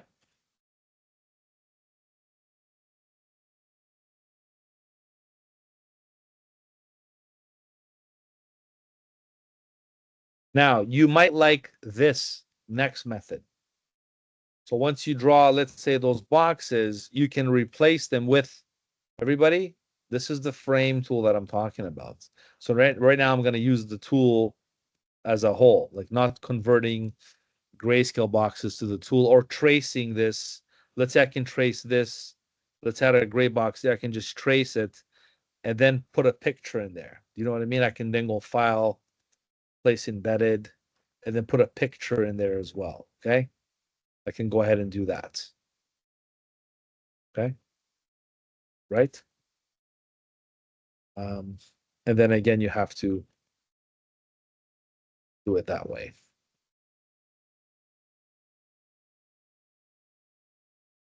Resize. Perfect. You can also resize the frame or just select it and resize it accordingly. Okay. You have to deselect it, reselect it. Now notice how it's outside the body because I didn't select the right layer. So that's why I'm going to do it again to show you. All right. So I'm going to do this whole section from scratch utilizing this frame tool. So let me, without further ado, let's explain to you the introduction of this frame tool. Here we go. The frame tool allows you to create placeholder frames, which can later be filled with placed images. This convenient tool is perfect for planning compositions, organizing your design elements, or creating mockups. To access the frame tool, press K on your keyboard or find it in the toolbar. Click and drag to draw a frame on the canvas. You can add an image to the frame by dragging and dropping directly into the frame. It will automatically scale to fit the frame's dimensions. Both the frame and the image inside can be selected, resized, or rotated together or separately. To select the frame or image independently, use the Move tool. Click to select the frame and double-click to select the image. To replace an image in a frame, simply drag and drop a new image on top of the frame. The new image will automatically scale to fit the frame, replacing the previous image. Okay, so if that didn't make sense, I'm gonna demonstrate it again because I like the drag and drop element. I think it's pretty cool, which it's gonna coincide with what I'm showing you now. But notice how I locked this image. Remember I locked it? I'm also gonna lock this one so it won't prevent me to overlap on the frame tool. Like I said, if you do one thing or the other, it shouldn't be a problem. But to prevent overlapping, I'm just gonna lock these two because I'm afraid that this overlapping this area will accidentally go inside the frame tool if you follow me. Okay. That So just happened to me. So yeah. yeah, so just lock and just be you're not gonna experiment like this. You're probably gonna do one method and stick to it. It should be easier than me mixing all these things, explaining in one lesson. You know what I mean, right? Okay, so here we go. This is the frame tool. I'm gonna go ahead and draw a frame from, and I'm gonna do some more guides. I want to make sure it's nice and organized. I'm gonna put a guide here. I'm gonna put a guide over here. Okay, so I have a little bit of a margin, and I'm gonna go ahead and use my frame tool to go across. You know what? I'm gonna go over here. There's my first frame tool. Now I can go again, file, place embedded, look for the picture. Okay. And then double click. When you double click, or just double click, the Command T, you can edit the picture if you double click because you're inside the picture. I don't like relying on double clicking. I like to literally see if I'm selecting the frame or the image, the frame or the image, right? The frame resizes the frame, okay? And the image resizes the image in the frame. So just make sure I'm sure you know that by now by using InDesign all these months, okay? Let's go ahead and grab the next one. So you can even, look, you can even option drag this over here. You can make another copy, okay? And use this and replace it with another image, basically, right? So let's just do this one now. To replace the image, you simply, double click or just click the image, go to File, Place Embedded, and substitute it with the next image. A lot of shoes here, as you can see. Dirty shoes, clean shoes. Okay. And let's again do the same thing. Option drag. Right.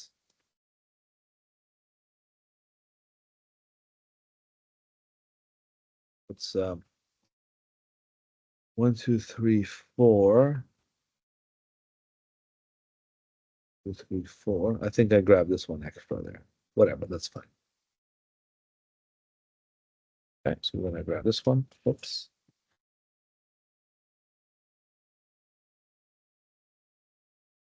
So the whole thing again, I'm gonna press, make sure this is nicely tucked in.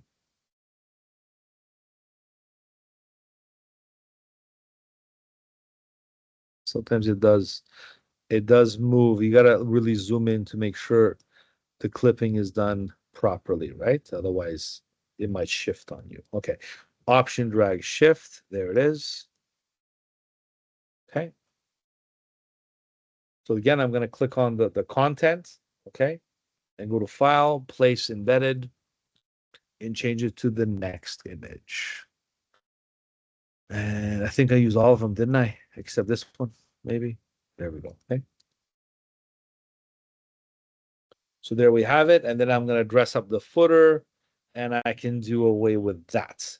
Now, look how easy it is to replace images when you're creating these frame tool things. Because Honestly, I like the frame tool because it's easier to select layers and move and rearrange them. So in theory, I would do the frame tool for everything. I know I wanted to show you clipping masks and they're okay, but to be honest with you, they're the thing of the past. Okay, we had no other way to do but clipping masks. This is why they invented the frame tool. It just to not revolutionize, but to modernize the method of this working the way it does. So, use the frame tool, okay? I just didn't want to not show you both methods, but if I was to choose one, I would definitely use the frame tool because look how easy it is to replace images. Let's say you want to use a template for a website and you want to do another website for a different client. Then look what you have to do now. You have to just simply, well, does drag and drop work? Right? Yes, it does. You can just drag and drop, right? Does drag and drop work anywhere? I'm selecting this image, but if I click over here, if I click on nothing and I drag this image over here, yes, it's really sensitive. It does automatically detect your mouse cursor and replace images with images. You see that? You just have to simply either select, click and drag. Oh, this was a clipping mask. That's why it's not working. Okay. So this drag and drop only works on frame tool layers. So let's say this middle one here, you can just select it, drag and drop, replace, right? So it's really good that way.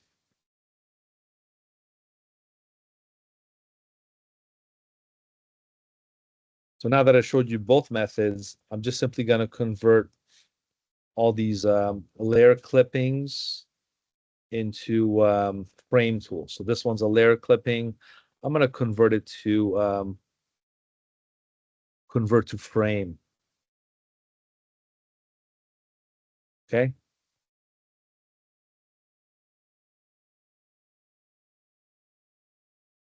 And I'm going to drag this picture in here. Look at that. I just dragged and dropped it in there. So you can kind of reconstruct it if you wish. Let me do it again. I'm going to convert this. This is a clipping mask. Remember? This was a clipping mask. Okay. So first I wonder if I can just select both of them and do frame from layers.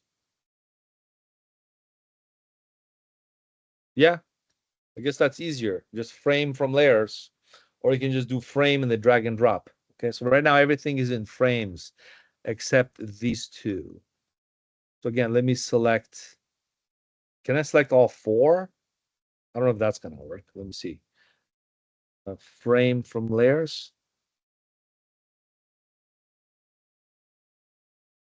Okay, that didn't work because, well, it worked, but it made two in one basically. So you don't want to do that because you want to keep them separate. So I prefer you do, two at a time. So I would do these two because they're clipping masks. Let's frame that from layers.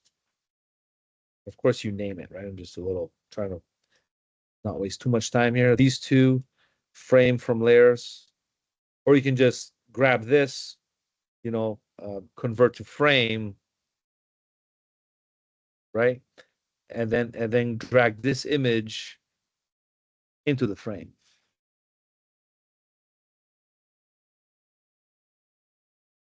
It's all the way down here. Up, up, up. There it is.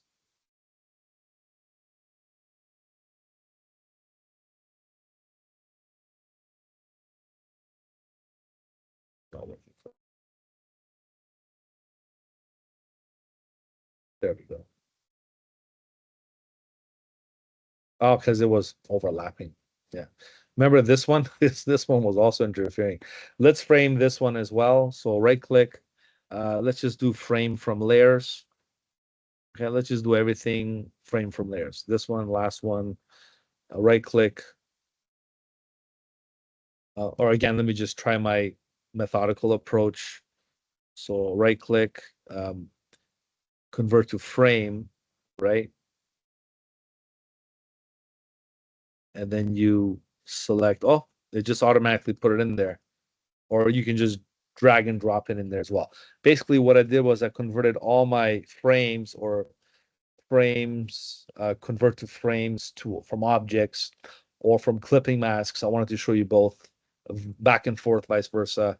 I converted those to frames as well. Okay, so the result will be me building like a website, and I can actually go ahead and start the next process from here, from low fidelity to high fidelity website.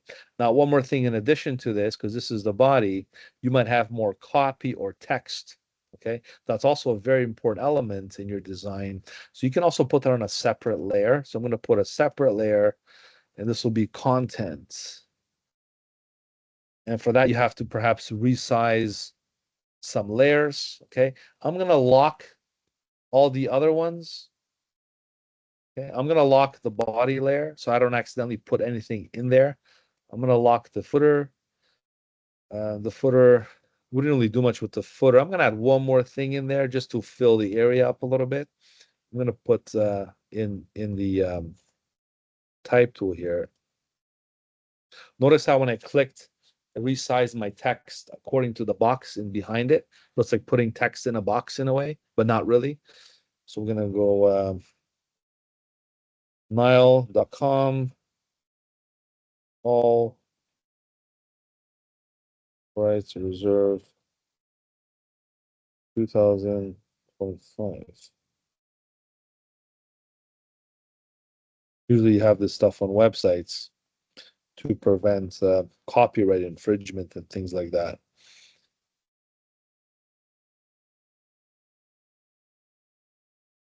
Just gonna make this a little smaller. It's regular, right? Center it. And yes, this is a text box. You can basically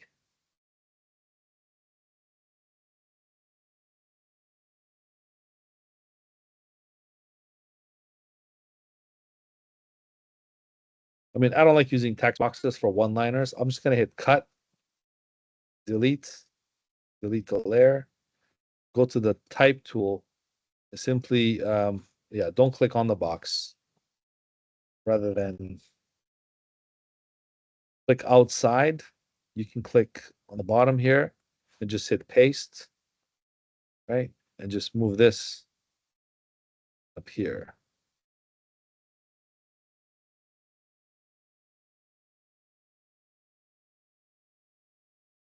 There.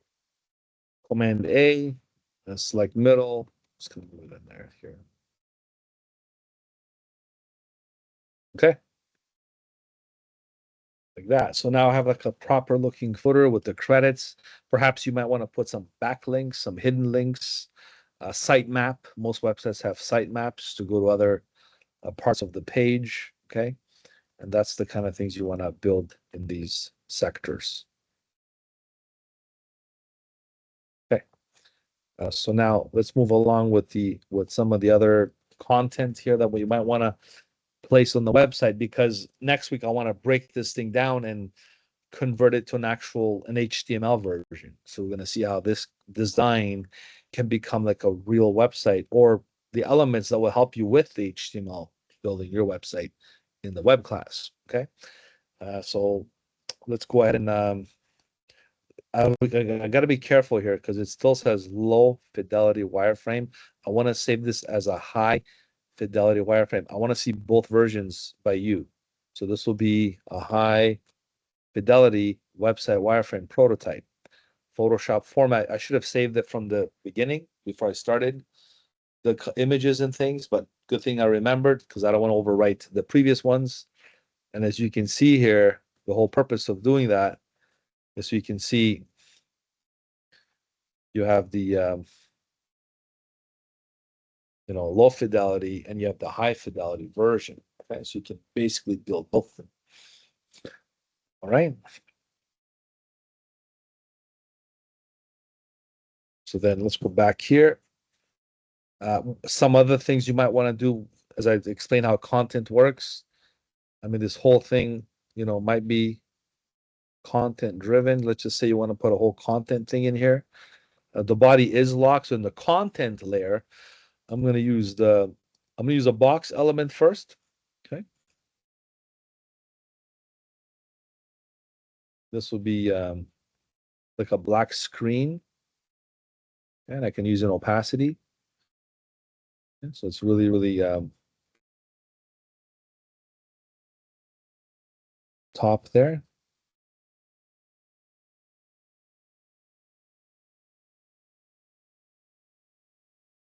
Right. So it's got the screen opacity. So then what I can do on that is use the type tool and put the content. Okay. Or I can just click on the box here, make sure this is selected, and simply click inside. When you click inside, it'll place the content in the box, but not really. It'll just use it as a boundary line.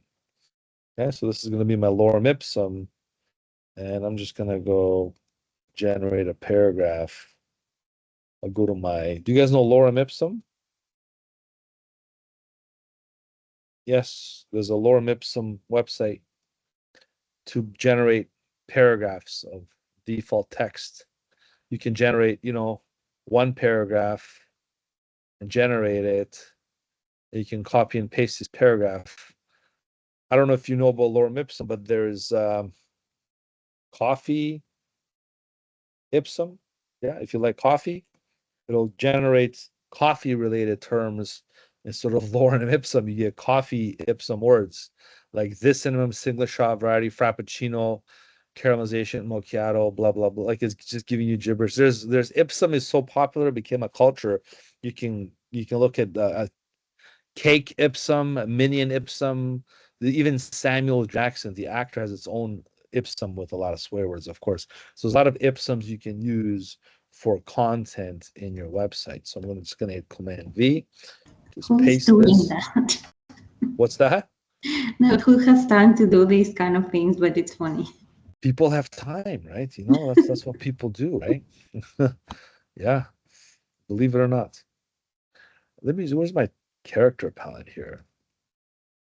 Because then they sell advertising on their websites, right? And people use it. I know I'm yelling at you guys with my capital letters. I'm going to shut this off so it's not uppercase, it's lowercase, and I'm going to paste these things in here like that. Okay. I'm going to use paragraph left align. Of course, this is my paragraph character attribute palettes in Photoshop. I'm going to utilize this to become my content tool here, right? You can see I can put content in your pages now. It could be even like a white box with images, whatever you want to build in there, like a product page, a call to action button, right? Again, I'm going to reference Illustrator if you want. You can make buttons in here very easily. Okay. Maybe this will be.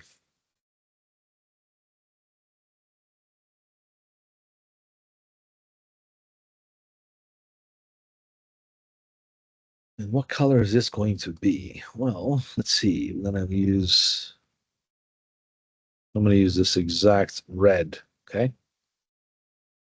Oops. Or you can use the eyedropper and pick it this way.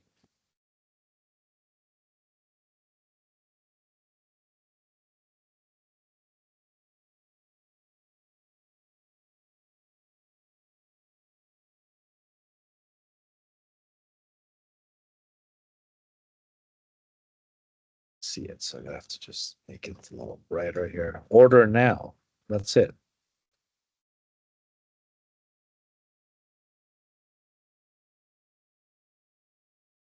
Alrighty, so you can use your arrows, buttons, clicks, whatever it is you want to make this into a legitimate looking website here in order to carry that message. I should use this nice orange color to balance it out a little bit, right? Okay. So this is our high fidelity version. As you can see, there's nothing you can't do. Under, an hour and a half time, I was able to produce both from scratch. Okay. You have 2 weeks to do your version of your website, ban or whatever it is you're making. The difference is you're going to make more than one page, which I'll demonstrate next time how to do multiple artboards. now that we have this set up properly. I'm also going to show you again, there's the header, there's the content. Okay, I put the content purposely on a separate layer so I can control it in terms of overlays and things like that. I got the footer and everything is nicely organized. You want to color code it, you can. So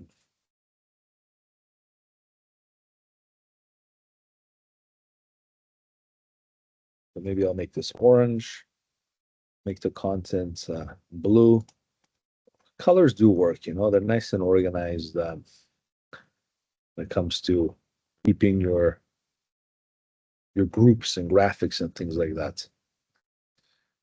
Ready? So we're gonna go with violet. Okay, there's my 4 colors, and I'm gonna stick to those, and then we'll save this as a high fidelity version and nicely organized, like I said, right? So all in all, we're able to, we looked at Amazon or whatever website we wanted to copy, and we made our own, I guess, miniature version of our target website. And of course, with functionality and other things, we can convert this into a real website, all from Photoshop. And wait till next semester when we do XD, we can actually take this to a program like Adobe XD and make it a real interactive prototype of a website without having to type a line of code. Okay, you can do this all in these programs for presentation, of course. When you develop apps and websites, you have to do code. Okay, and if you don't like code, you know, I mean, you just have to learn enough to understand how it works because you're going to be working with the internet, like it or not, right? You know, let's look at Amazon. You see the Amazon code? I don't know, did I show you this? If I go to, you know, view page source here.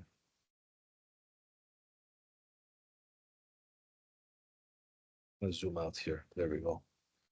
Okay, so view page source, you know, Amazon, right? You know how many line of codes Amazon has, right? Lots, right? Look, line 1, HTML head title, okay? Look at the bottom. Look at this. This is line 100. You don't have to type any of this stuff. But if you want to make a real functioning website, then you have to go through these coding procedures. Look, I'm on line number 800 now. 1000, 1400, 1500. I believe there's 2000 lines. Oh, I was mistaken. 3000. 3,000 lines of code for Amazon. Okay. And that's just the first page. But look at the bottom, guys. Even these guys have a sense of sanity, a sense of humor. Because at the very bottom, they commented a duck that meows. You see? They put a little comment tag. No one in their right mind is going to go to the bottom of Amazon website, go to line 3,850 and find this. But it's there. You know, lots of programmers, hackers, and people like that like to leave something funny in their madness of work. And they do a funny little thing here with the Amazon website. Not all websites have this, by the way, but you can see how severe this can be when you're coding it. But nonetheless, you're a designer. Your job is to put this thing to look like that. You can have a team of developers code it for you, but as long as you know enough with HTML to give them what they need is what you have to be able to produce as a designer. All right. All right, so that wraps up this evening's class. I think I covered everything very nicely in a nutshell in one video. So not only we were able to get examples of real examples, but we were able to make one from start to finish. And we made a full high fidelity wireframe, a low fidelity wireframe. I even showed you a demo of another website that looks more like a website, I think, with the way it was presented as a template. So nonetheless, you can do all this in Photoshop. And then even more so, you can produce a website or produce the content for a real um, development website from Photoshop, which I'll get into next week. Okay, so thanks for watching, and I'll see you guys in the next video. Hope you enjoyed it, and I'm going to just quickly say goodbye to my students here, and I'll see you in the next week. All right, so hope that was fun, and start your projects now. Think of your themes, your bands, get it going, work on your prototype, and I'll see you in the next class. Bye for now. Have a good night. Thank Thank you. you. Thanks, guys. See you next time.